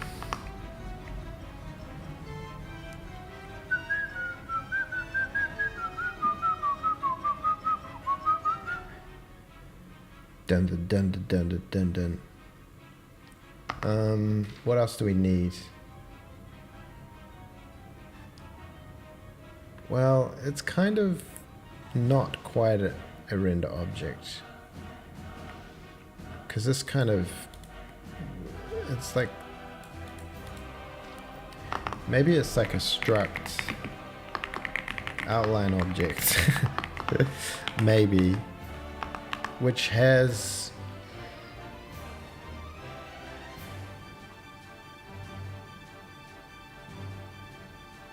we need some of this stuff. We need the parent model, we need the mesh material. These will, we just need a world transform. Instance VBO, we don't really need that.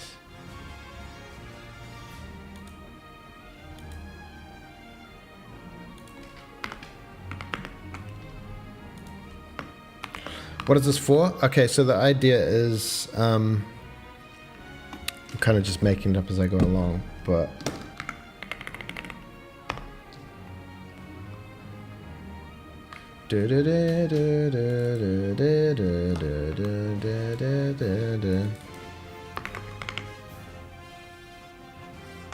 okay, so the idea is that, oh, of course, pen tablet. The idea is that we get sidetracked on a Friday. That's what's up. So we have an object that we're rendering, like a nice shaded object. But say I want to outline this object. There's different ways of doing it, but one of them I was reading about is when you render normally, you render just the front faces. And so the back faces that are like back here in a different other, these ones don't get rendered because you don't see them. So there's a theory that you instead turn off front faces. Oh, what am I drawing here? And you just draw the back faces in wireframe mode, but in a sort of a thick wireframe mode. And it will draw the internal wires and all this sort of stuff. And that will be like an outline around the object. So what right now the render is quite inflexible. It like renders, it only really logs batches of instances of the object. So I need to make a function that sort of says, I want to draw this object at this place in this color, and make a list of these things to put through this pass of outline shading. I don't know if that makes sense.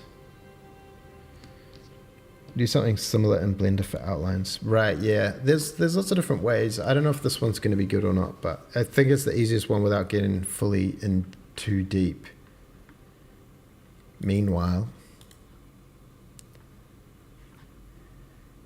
so we can call these outline object. The word object. Is the word object oriented?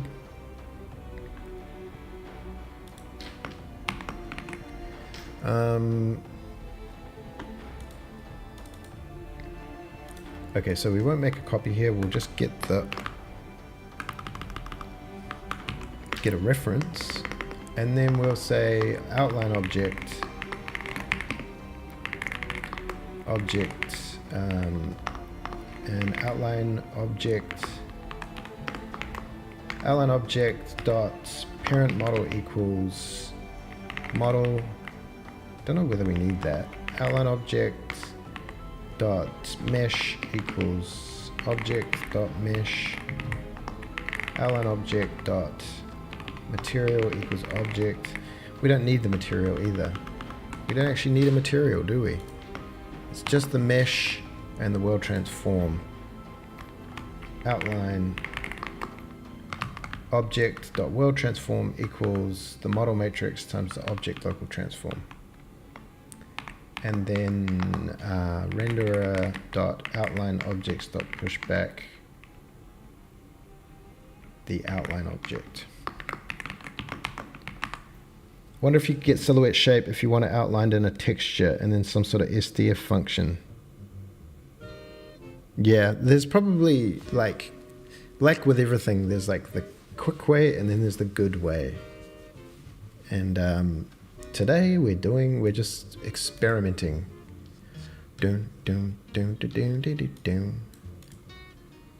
Okay, so I should be able to call this outline, push the thing into this. Have got any errors yet? Man, I've got bad. Does anyone know the way to like correctly include headers and files in a way that when you touch one header, it doesn't have to recompile the whole project? I know I've done it so badly. And then I'm not quite sure how to fix that. Okay, so we're going to need another render pass that's going to be like...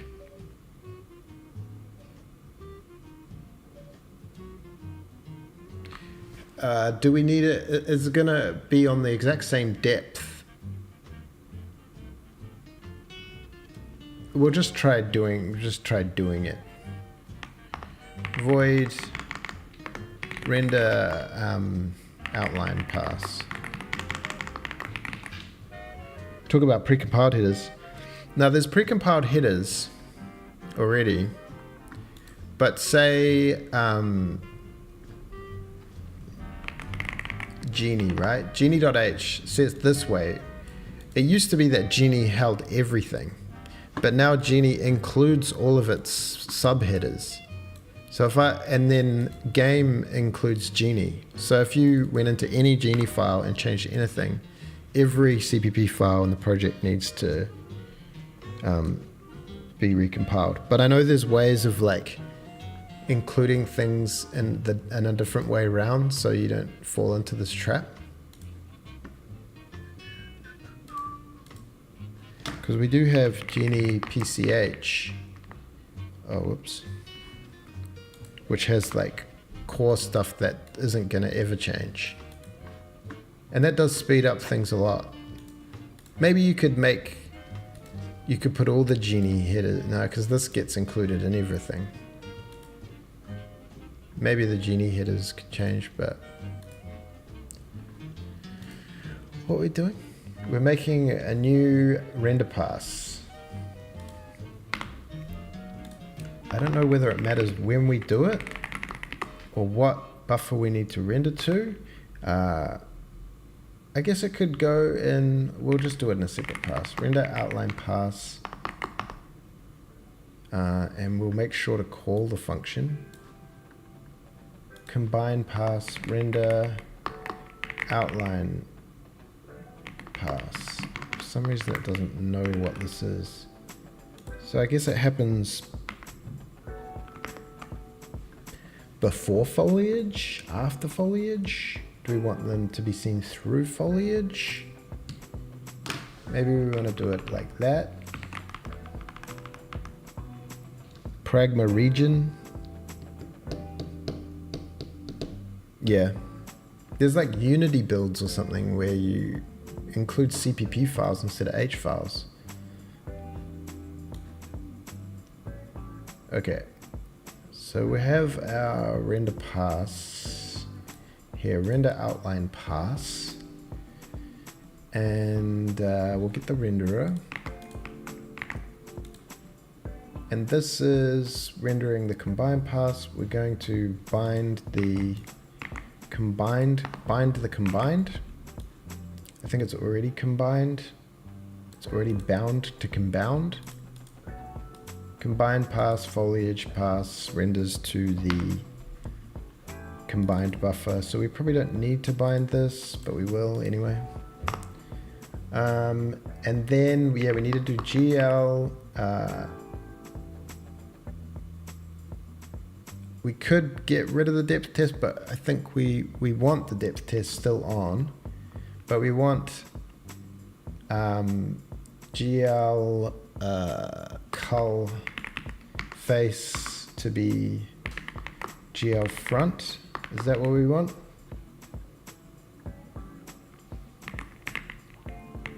Cull face GL front. Okay, yeah. Face culling issues have crept in.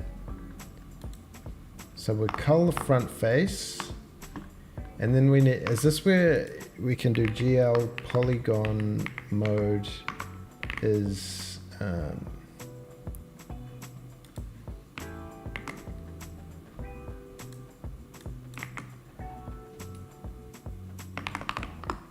GL wire, what is it? Wire, oh man.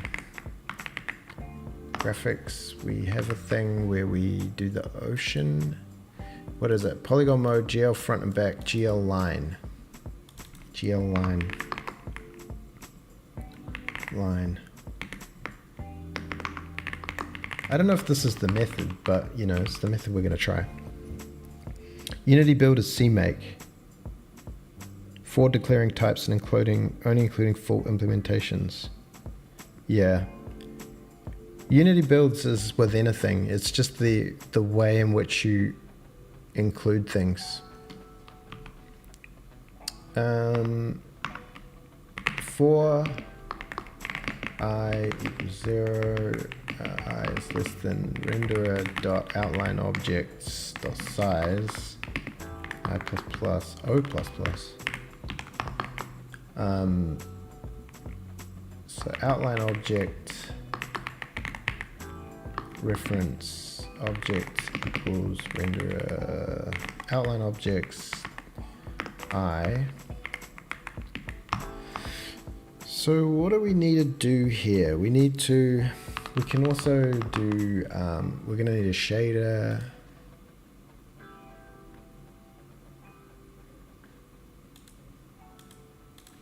Shader, pointer, outline shader.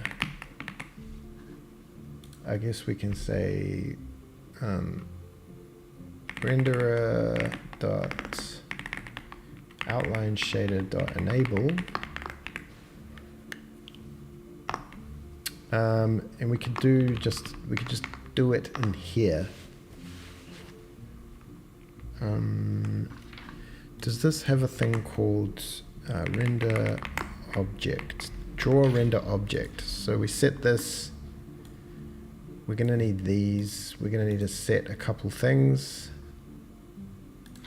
Shader reference, shader equals shader dot enable. Then we need to go shader dot set mat4 u model. I guess it's going to be called that, and we'll call it the object dot world transform. Shader dot set vec3 is probably going to be u color, and the object dot, oh yeah, it would be good to store the color of the outline. Yeah, color, outline color. I spell color American because I used to get things complaining. Oh, CMake can just do it. Outline color. So this is a vec4 actually. So maybe we'll send a vec4.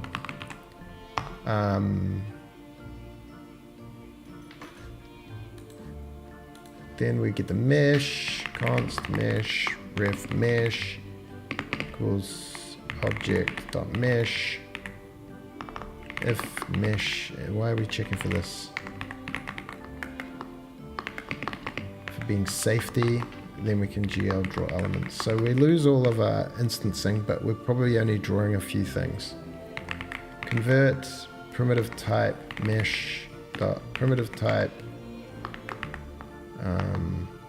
I32 mesh dot indices dot size GL unsigned int 0.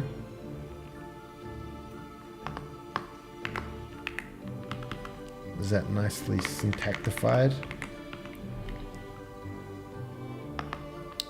Okay, I guess we can do this. I don't think it ever happens, but so we just draw them all through this shader, and we could do like a thing there, but we won't. Maybe we will. Shader dot project, shader dot set mat4 u projection genie dot. Nah, we won't do this here. We won't do this here. We'll just say to do set the shader uniforms in the update function. Okay, and then we'll just make sure we GL cull face to GL back and GL polygon mode to GL front and back of GL fill.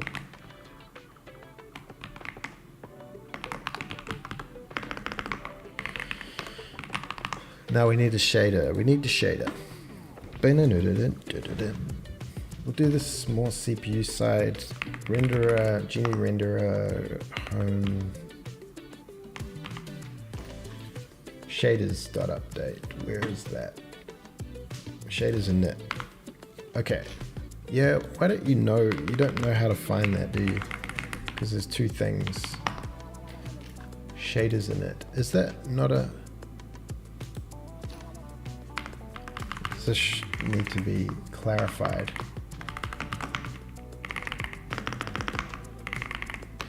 Genie shaders init. Do you now know what that is? Yes. Okay, so we need renderer dot outline shader equals shaders create. Got this thing where we write a nice string to find them, and then we go res shaders dot outline dot vertex shader and res shaders outline fragment shader, and we need a thing called update outline shader. We'll make this a thing here. So it's like a render a function that I attach to each shader that just runs.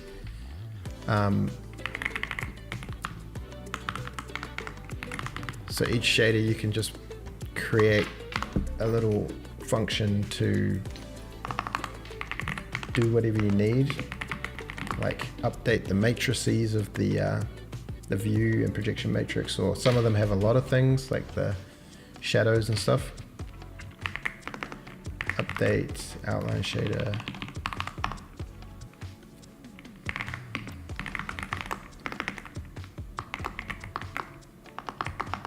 Shader pointer will get shader, pointer shader equals shaders, and have this lovely function called shaders get by string, which is very robust. If shader set map for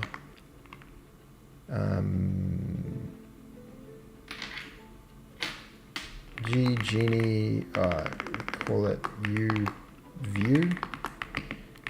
Genie camera main camera dot get view matrix. Does this actually calculate it? We're not storing it anywhere. We're not storing it.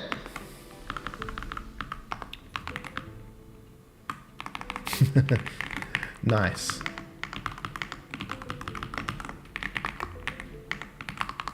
Okay, so that's probably all we need for this shader. Oh, we need to enable it.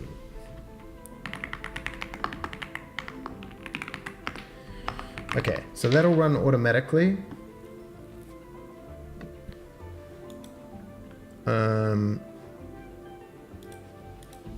But the shader doesn't exist, so we should write the shader.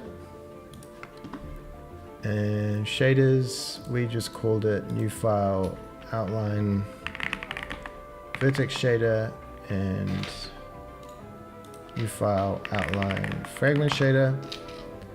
I feel like the only real way that I found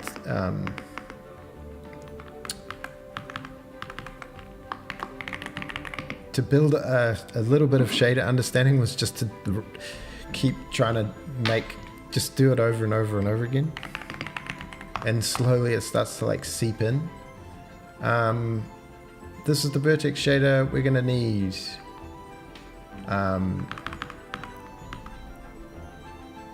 To use these locations, we're just gonna need, let me put it here so I can see something like this. Wait, that's a fragment shader. It'd be nice to see a vertex shader. Thanks. Okay, to do all this, to keep typing it out. Location.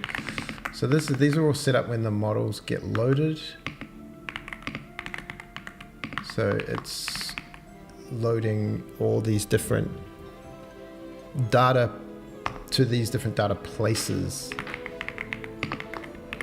That'll always be the same. We don't need text coordinates, we don't need normals. All we need is the position. We don't need that, but we do need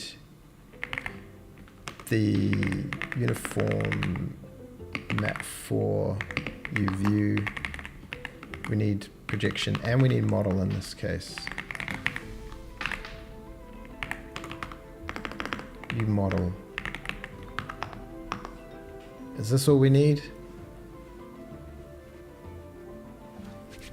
And then we need void main. Oh, dude, the typing, the cold fingies. Map 4, I guess we can just straight set GL position equals U projection. And it does matter which way these go in. U view model times Vic 4 A position 1. Is that it?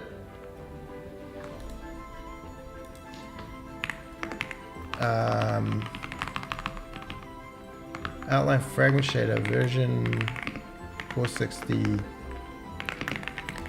core. We need a uniform. Vec 4 color, U color.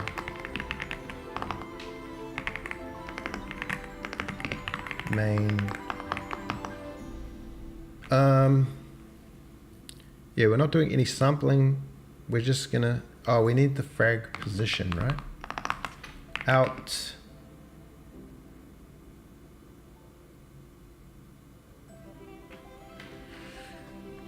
If I look at the normal pre-pass, this is the view position.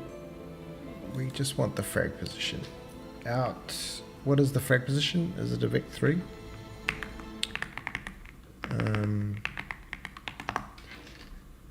Vec 3. Frag position. Frag position equals Vec 3, the model matrix times this. This is U model. Do we need frag position?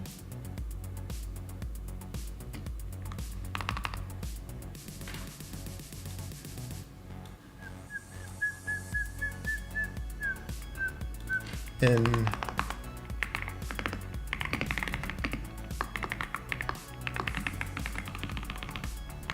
and then and we need out Vec 4 frag color.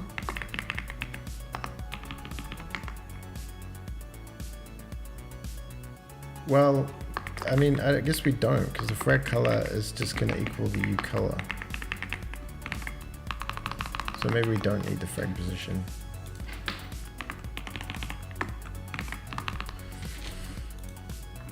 Is that it? Oh, where are we on extra mode?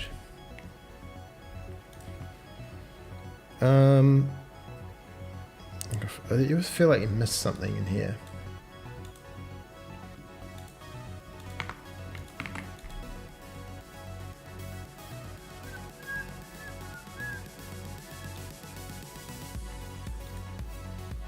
How can I test this? I guess the idea would be an input. Do we have a thing called feature? Okay. If hovered feature. If hovered feature, we could try just shucks. We've got a feature, but we don't know where it is.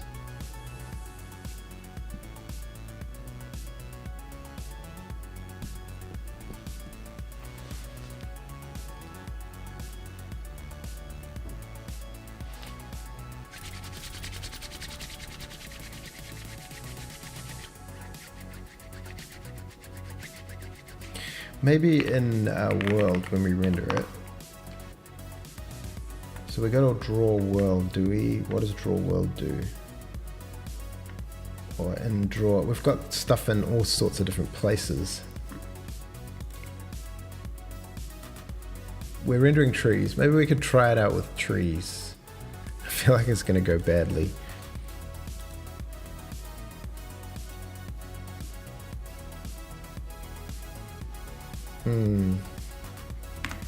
Where do we get? Oh, I got edits. Shader equals renderer. We need to get that.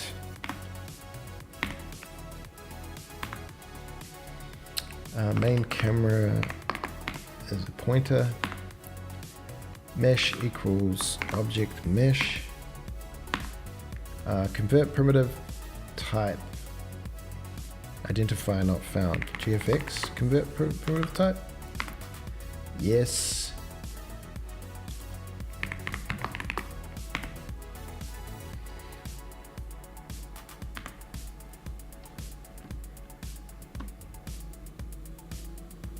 Are we getting an actual Are we getting a current feature trees? Do we get something? The actual feature stored in the input, game input.h, is an actual hovered feature. And a feature could have a factory. And a factory could have a static matrix. Okay. So for a test, we could say if hovered feature, if g input hovered feature dot type is equal to, say, a port feature port. We'll go get the port pointer cargo port equals g input featured hovered feature dot data dot port if port. I'll give it a name, port if port. Then render outline model, and the model is g input g game models dot port. The matrix is the port dot static matrix. Color is going to be color something exciting like yellow. Okay, will it work? Does not take two arguments. What does it? Model matrix, and the color. Oh yeah, sorry bruv. Sorry bruv. Man, Odin's decision to get rid of arrows and just have dots, life-saving. If only I used Odin.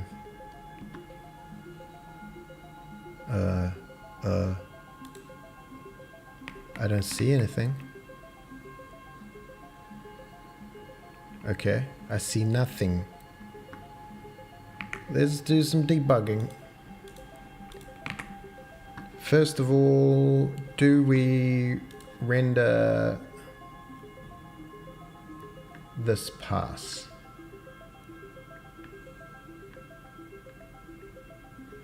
Does this pass get called? In fact, let's put a breakpoint here and not here. Oh yeah, we gotta rebuild.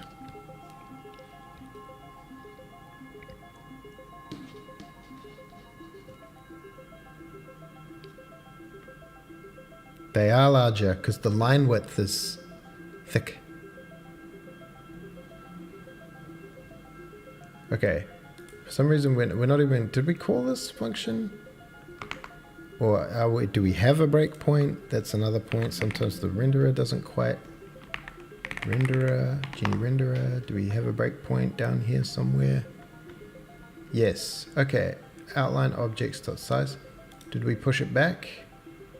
Size is 0. So are we not getting the...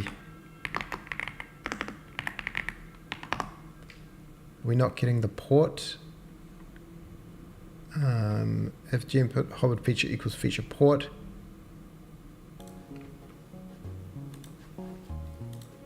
Bum, bum, bum, bum, bum. Yeah, no, I didn't really explain that part. I'm just, I think they might need to be quite thick. Okay, port. Okay, well,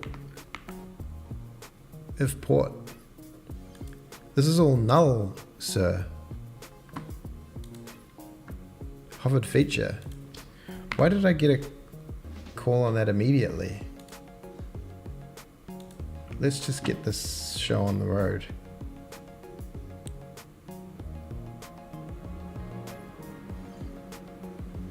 Okay, we are hovering a port. So we'll go to here. Okay, we're hovering a port. Is the port good? Port level index, yes, it's got a world position. We get the renderer. How many? It's got 6 objects, of course. we get the render object, the first one, we create an outline object for it. Object mesh equals object mesh, parent model and a world transform equals the model matrix times the object local transform. Renderer outline objects dot push. Oh, you know what's happening? I know what's happening. Something I neglected to think about. Begin frame, we clear these. We don't want to clear them at begin frame. We want to clear them at end frame because they get cleared before they get rendered. Render end frame.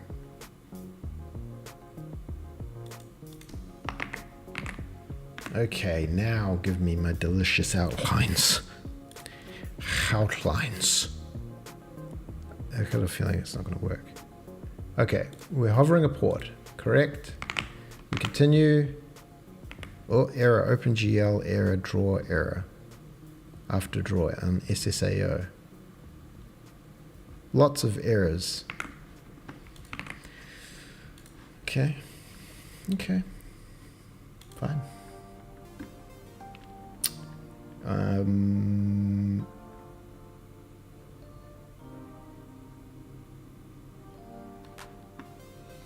Have I written something wrong in here? Cull face back, GL front and back.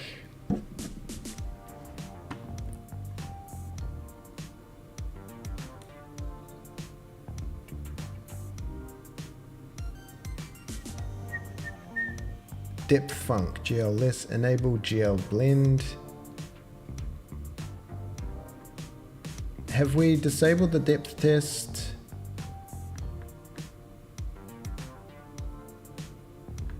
In what order do we need to draw these in? They should be... Because I feel like we're drawing to the outline pass and we're drawing to the combined thing. And I don't know if we're doing depth test or not. We do the foliage pass, we enable blend, we enable the depth test. This is just a regular old depth test, which seems good. And then we render this and we get the combined buffer, yeah, which is good. Then we cull face. Have I put the wrong thing here?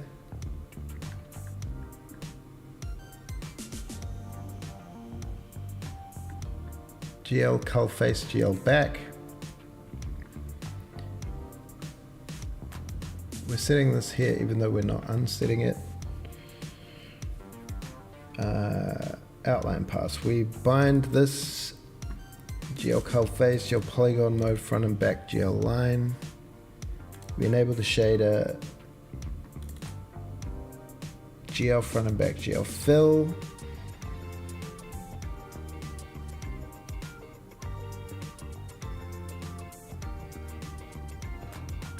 So why are we getting errors? Bam. Did it really change all that much by doing this little passy?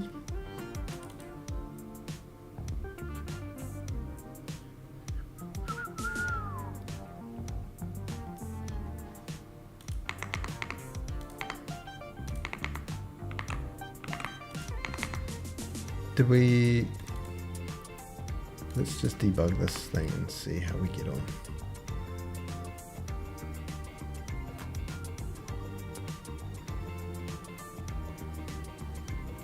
Whoa.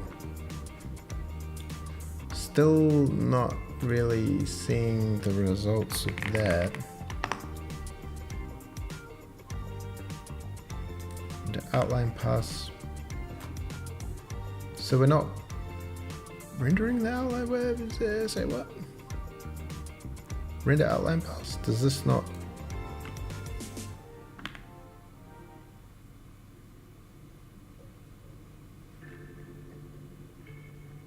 Down. Okay, render outline pass. Yeah, why would it not break there? Shader. Update outline shader, yeah. Shader.enable. Object size 0. Okay. Color face to your back, polygon mode, front and back.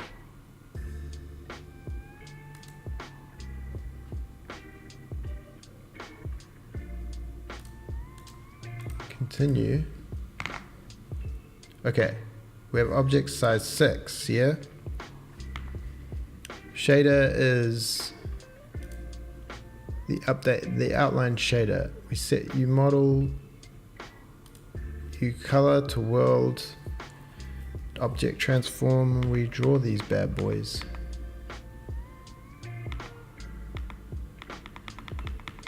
We draw them, we draw them, we draw them. Yeah, we drew them all. For some reason, when it gets back to the next go round,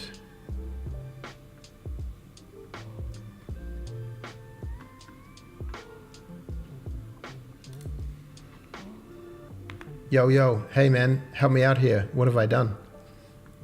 How are you doing? But also, how's it going? Okay, we go to SSAO, we go in, we use SSAO. Do we need to change? At what point does it error out? Debug log error. So by the time we get back around, we have an error. Interesting. Hey guys, what's happening? Olex, Lais.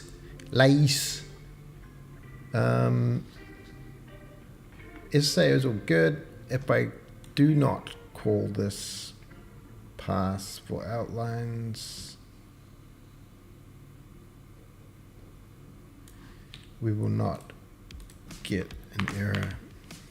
Correct? Oh.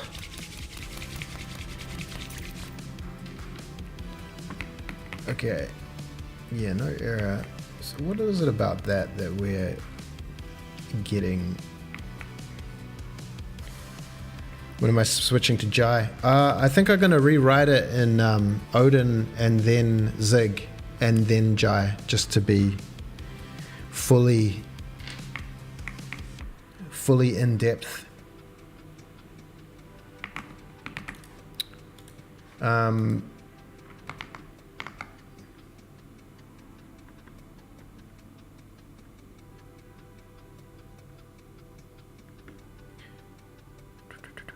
Render lighting goes to the lighting buffer, yeah, combined. I mean,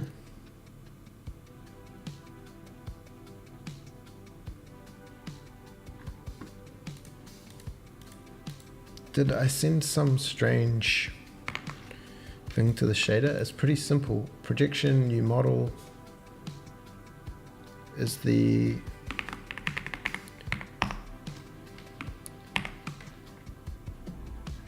anything happened to the shader? Refused to compile? No. Oh wait. Shader outline that got compiled. Didn't care about that. I need LLVM docs today. Everyone's doing it.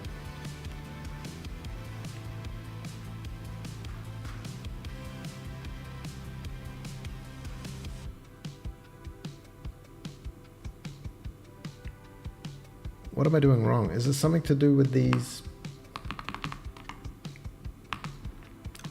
Is it just, do I need to just do GL front if I'm doing that?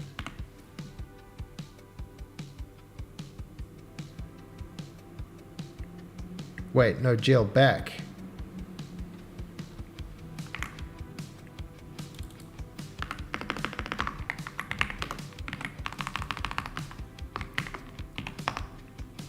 Oh, dude, come on, man.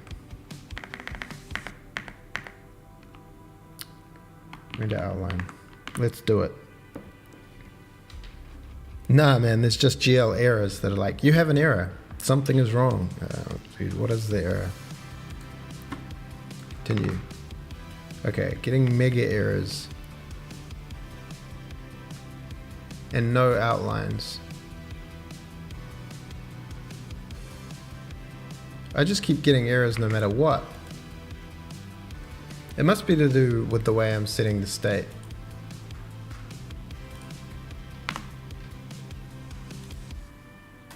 This stuff. What if I just don't do this stuff and be like, just chill this stuff and just draw it? It won't actually do much. Do I still get errors? Still get errors. It's very unhappy about some draw.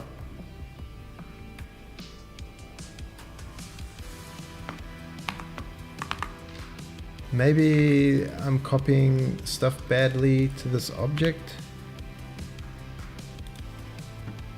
Olex is hardcore. Olex is actual graphics dev.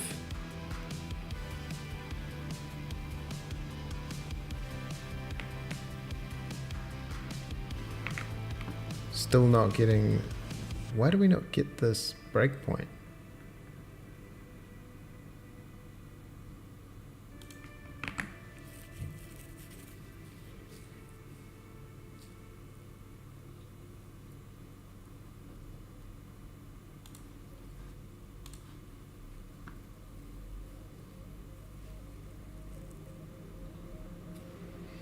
Why we get no breakpoint?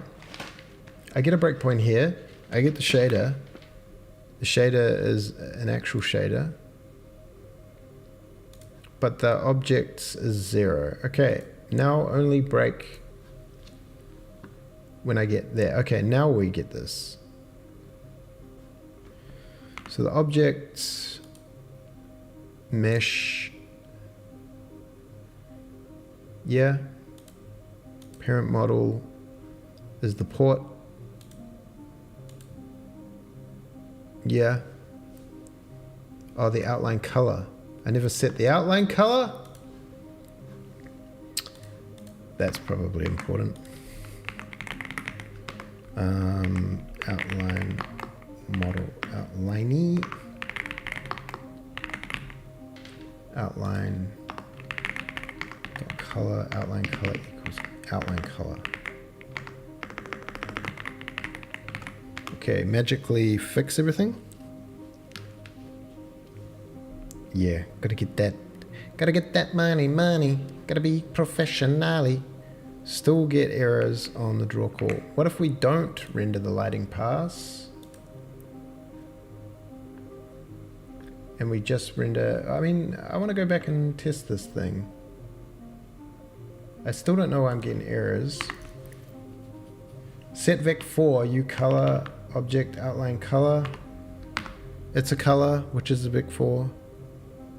Map 4 is a world transform.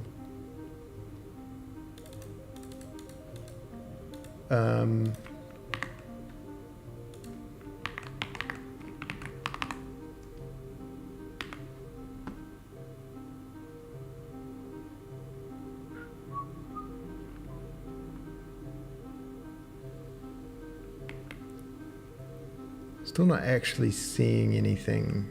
I mean, who knows if it's like somewhere else.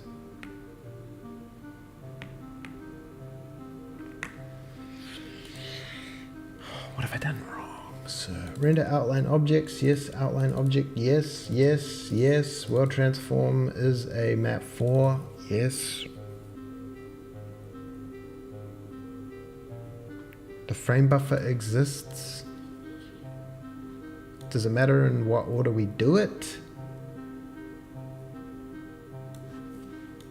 What if we do it right at the end? Or we do it before the foliage? Who are you gonna call? OpenGL errors. Okay, this actually crashed.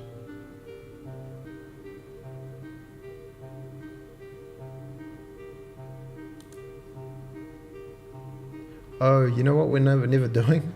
We're never binding it. Oops. We're never GL bind vertex arraying. Is that the call? We maybe forgot to bind the vertex array.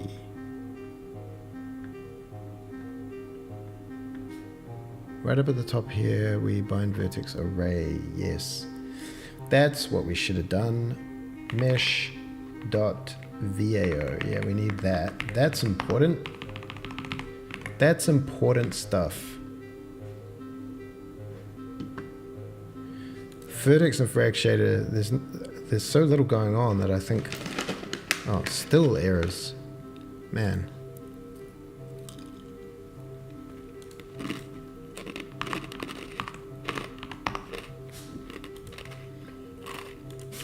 Okay, we won't do this. We won't do that. We'll do GL disable, GL depth. Is that what you do? To disable depth? Depth test. Just draw them on the front. Just draw the object on the front.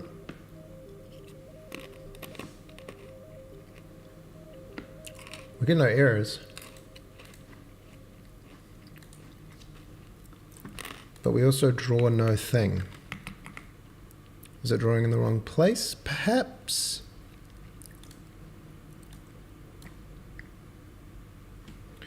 New. Oh, yo, we're still... I don't see a thing.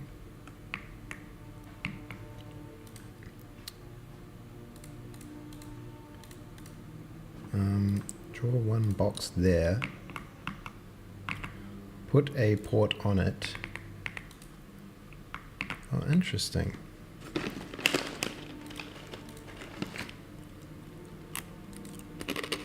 What? Oh yeah, well it got rid of the thing. Now we're not drawing the port at all.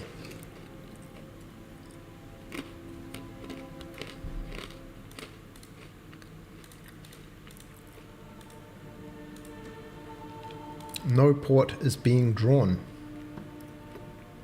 We should probably GL enable GL depth test. Render doc. Yeah, we did do a render doc debug earlier and it was kind of helpful. Didn't really use it in a way that was helpful.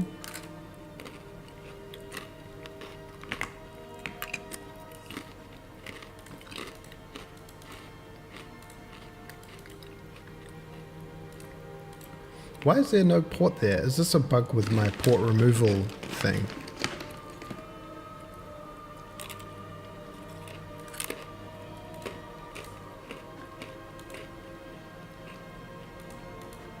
Stack is there.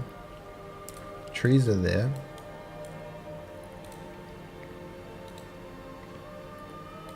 Ocean rocks is there. Hey Beansy, how you doing, puppy? Save me from my outlines. Come here, good girl. Yeah, everything's... We've got SSAO and shadows and stuff as well.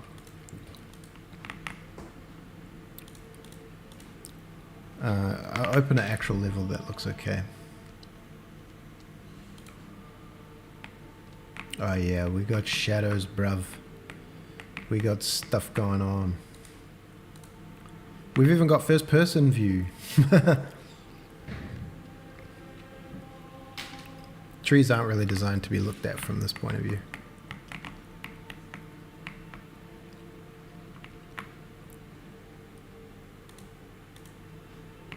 Did a bit of SSAO. Did a bit of lighting. Did a bit of grass and stuff.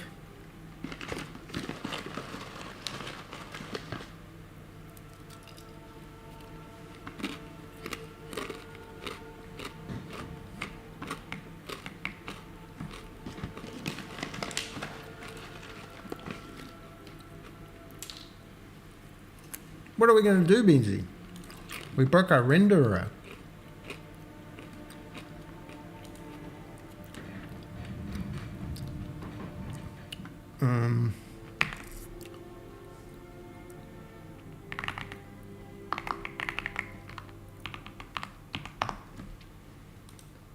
Color yellow.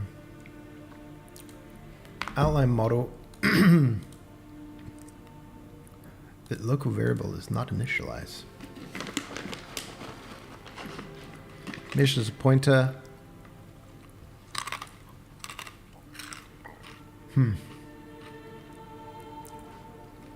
Could be something wrong with the shader.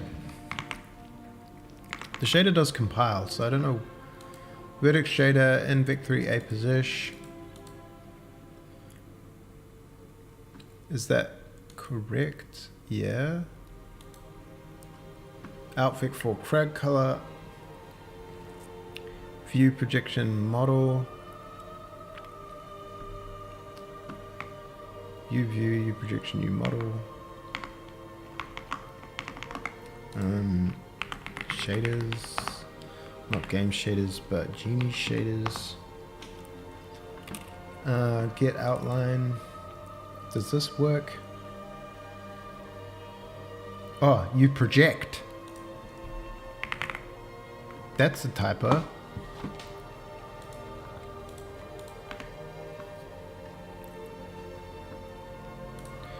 "144 frames per second at 4K res."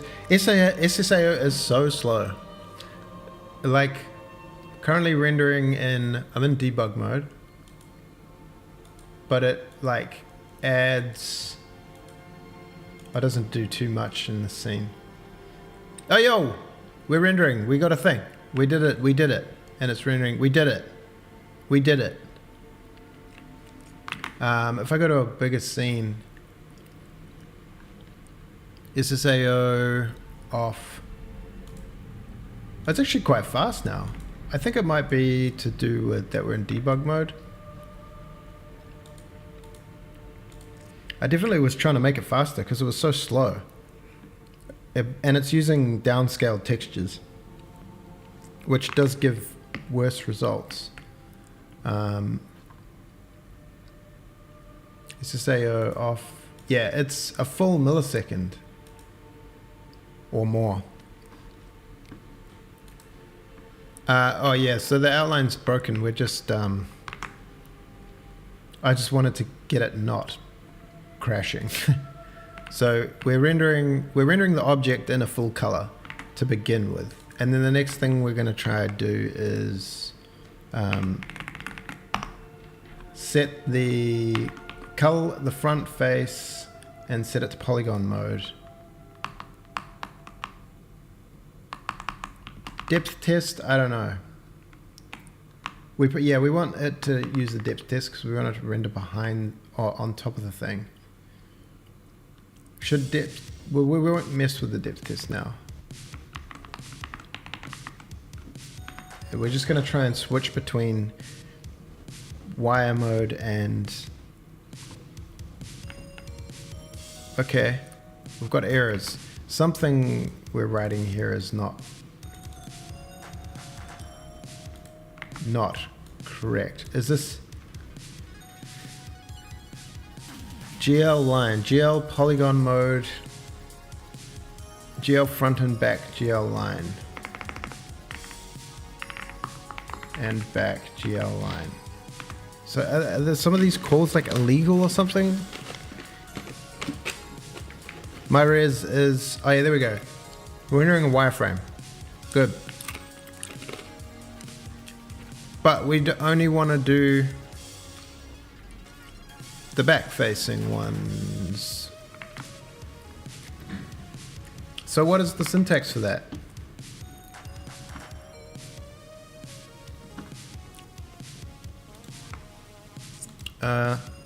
GL render, whoops. OpenGL render line back facing.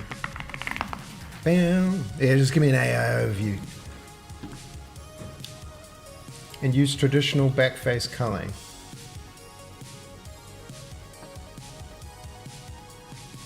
GL cull face.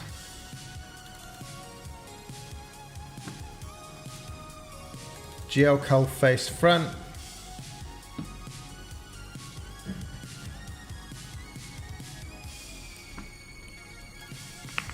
I'm gonna ask the thing, because this is just annoying.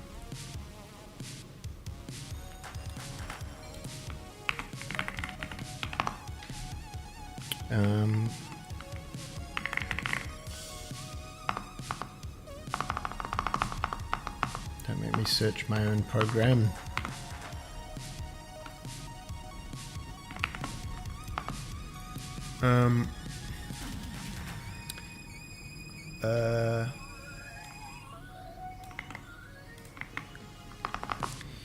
Is it possible to only draw the back faces of a mesh in line mode? I have GL cull face twice. Well, I'm setting it to cull front face. Yeah, this is what I did. GL depth test. Maybe depth test isn't enabled.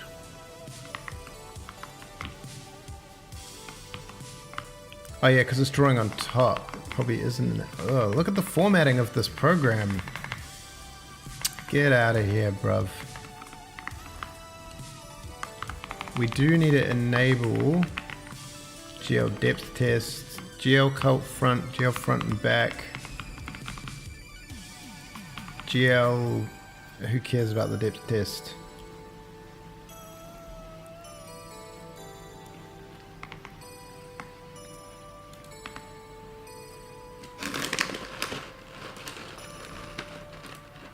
Ask AI random stuff about, I know.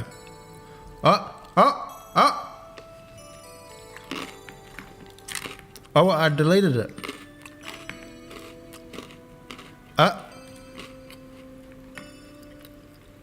Wait. I saw an outline.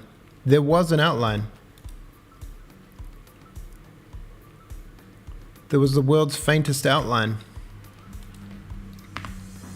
Lindsay, I can't focus with you here. I know it's your special happy place, but just sit there for a moment. Okay, can you see it?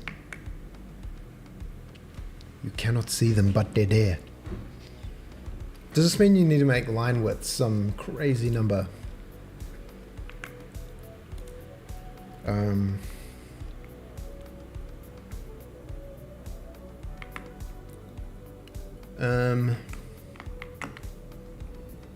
Line width. Damn.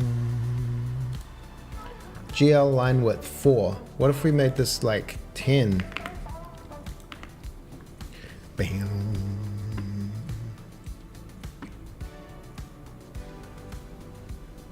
It doesn't really do it for us, does it? Look how chonky all the lines are.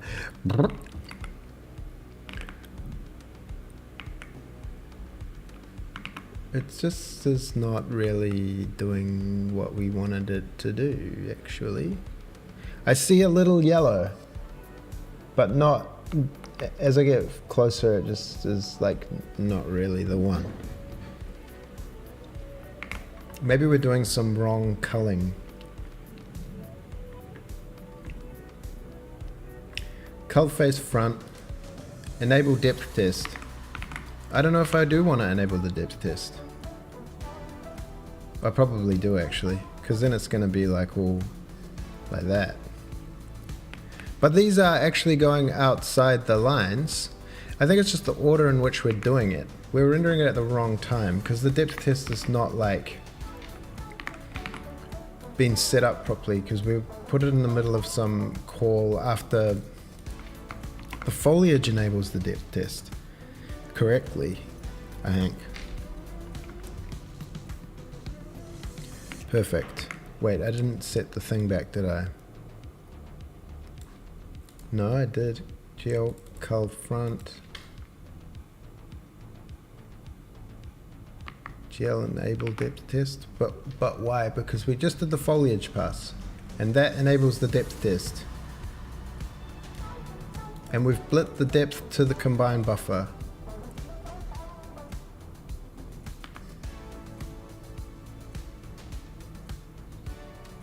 Bam. Maybe the combine buffer, maybe we need to render this to the main lighting buffer, but I don't really want to. That's definitely not culling the front faces.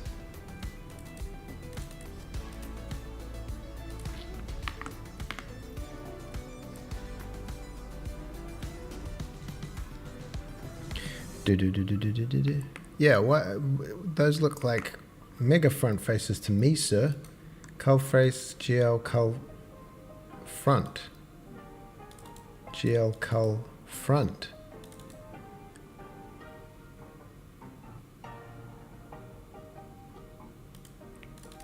Is there another like GL polygon mode thing? GL polygon mode. Reference controls the interpolation front and back.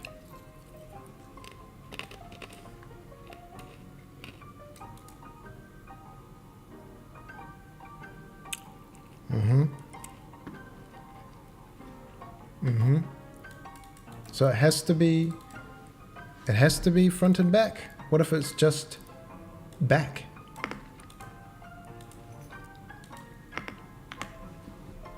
Maybe I should look up where I actually read about this, some random forum post. Oh! Error. Error. You cannot do this.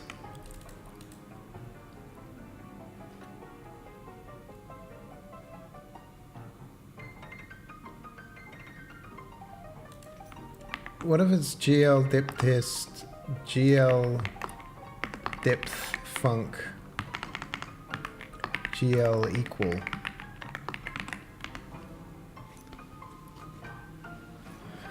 Oh, the cold hands really slowing down progress. Oh, okay. It is only drawing it. Maybe this wants to be GL greater. Is that it? Does it matter if you use the cull face after the outline? Maybe. Oh, yo, that looks correct. Oh yeah, we need to reset these things.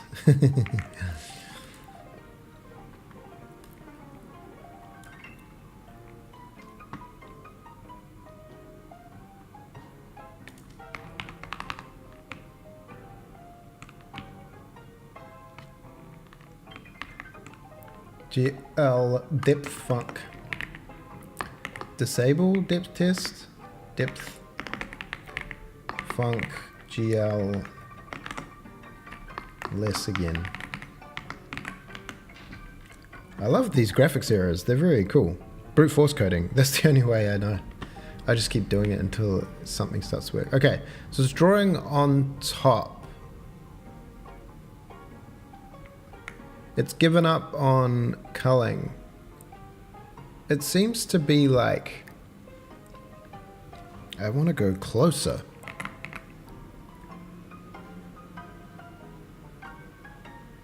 Oh yeah, it is drawing... It's not drawing outside. It's doing exactly the opposite of what we want.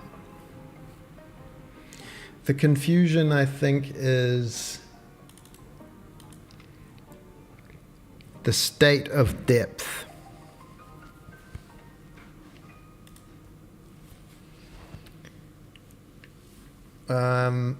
Which at this point in the game is splitted from the render buffer to the combined buffer. But maybe we just want to do all this in the lighting. Maybe we will just want to render the outline to the lighting pass. We want to use that depth. Well, I don't know though.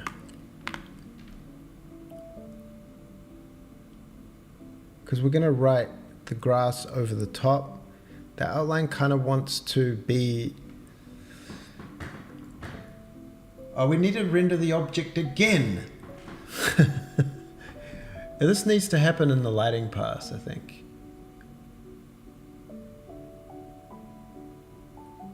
This is why you use the stencil buffer, because you can kind of control it showing up over everything. Whereas this, is this outline supposed to be behind other objects?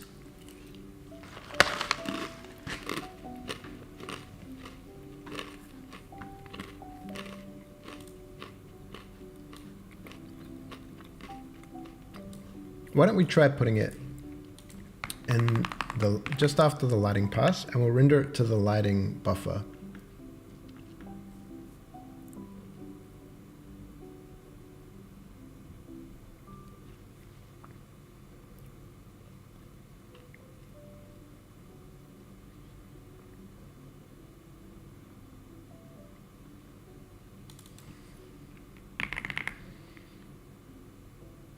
Oh wait, don't mess with this pass.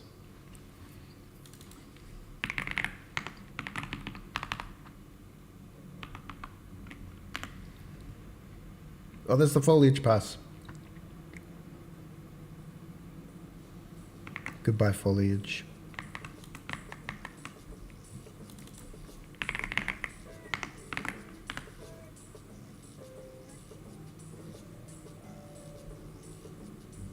Oh, yeah. Yeah, we got it working good.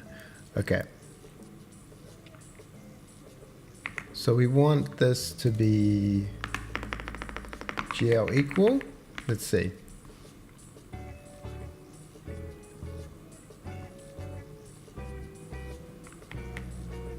No.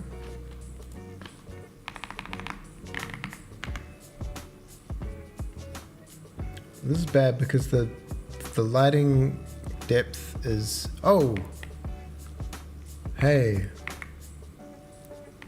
kinda, not really. Okay, it's rendering the outline, but it's rendering it on top of the other stuff.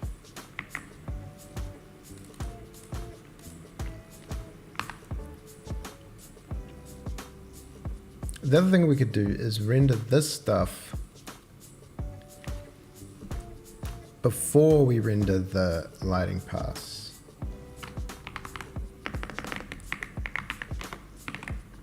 How about them apples? All this feels bad because it's gonna have like ambient occlusion and stuff in it.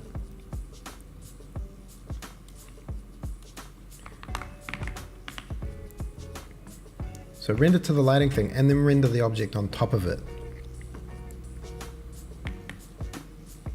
We don't get anything. Just disable the, just don't even enable the depth test.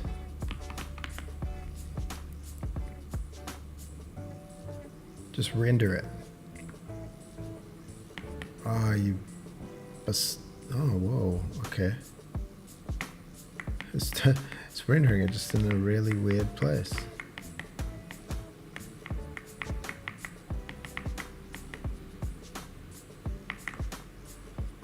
Lovely.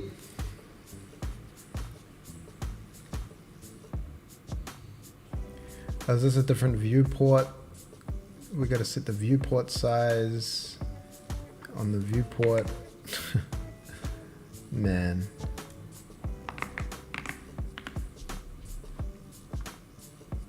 So many calls. So much mess I'm generating. Okay. Kind of, although it's rendering, yeah, no, this all sucks. Oh yeah, because we're not clearing the thing.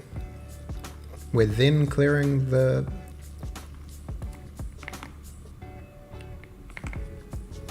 This is like really bad.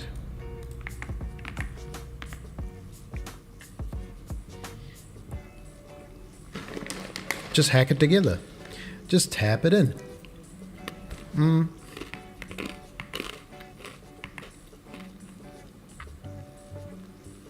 Yeah, something ain't right there. Something ain't right there.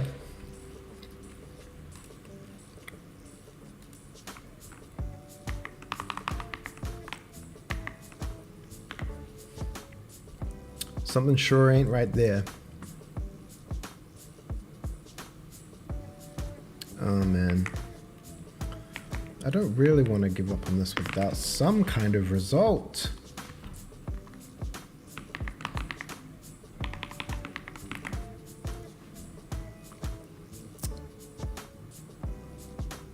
It's like bad for a lot of reasons.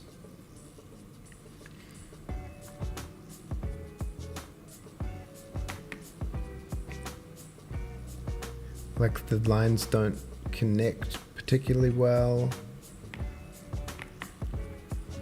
They write on top of the object sometimes.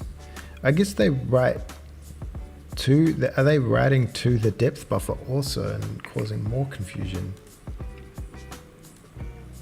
How do you disable writing to the depth buffer?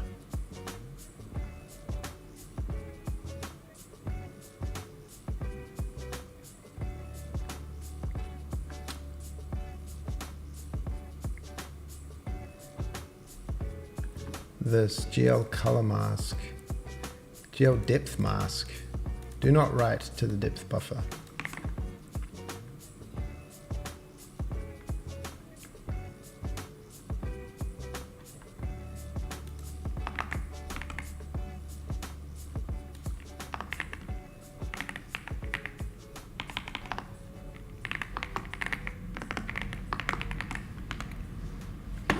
Yeah, the stencil buffer. I was trying to avoid the stencil buffer because I was like, that's like based on like, oh, there is this weird, whoa, look at that. Oh, wow, we're not clearing certain somethings. Do do do do do do do do.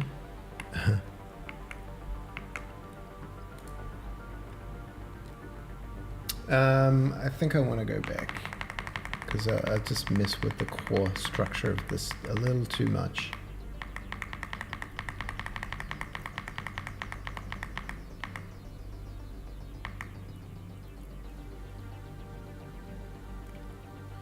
I mean, we could just render this thing to its own frame buffer and then bind it, but that seems like a waste just for a little effect.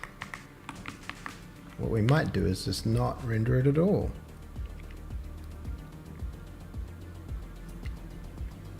Okay. That requires more research. More research. Oh, geez, that was demoralizing.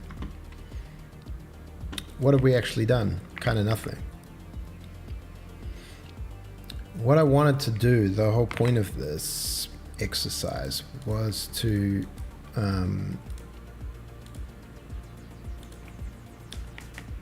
have a level and then have a port. Oh, yeah, that's bad, eh? When we remove port, we remove the actual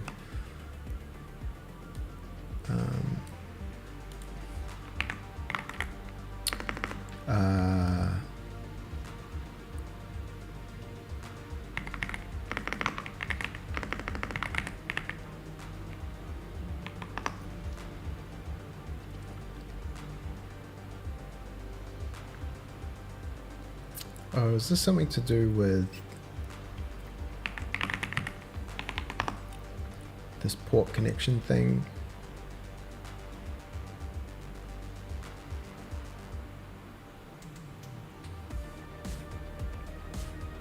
World update, world draw, draw world for each.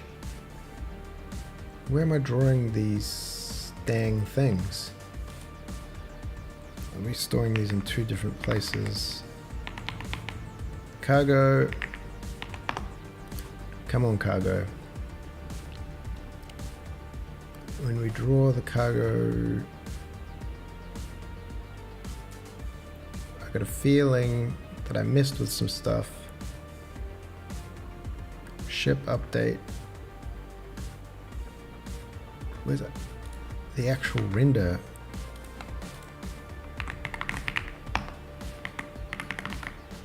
Cargo draw. Draw for ports. Level port count. Yeah. Are we in release mode? So that thing doesn't exist. Level? Does level exist? No. Dude. Debug. Allow me to see the ports.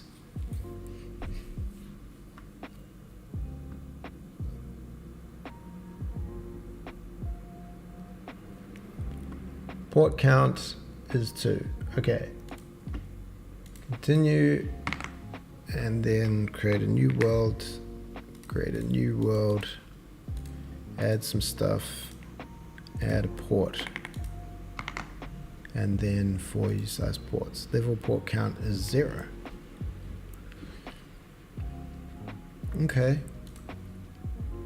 Continue.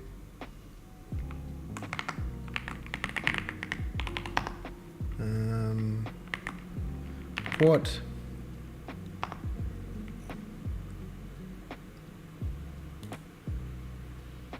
Port.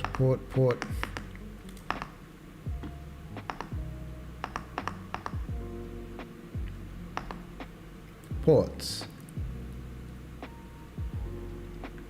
Create a new port. Oh, do we never actually add a port? Oh no, this is add a port connection. Selected port highlighting.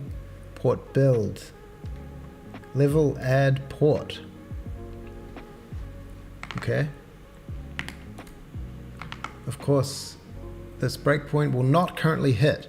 The source code is different from the original. Oh, fucking hell, man. Why?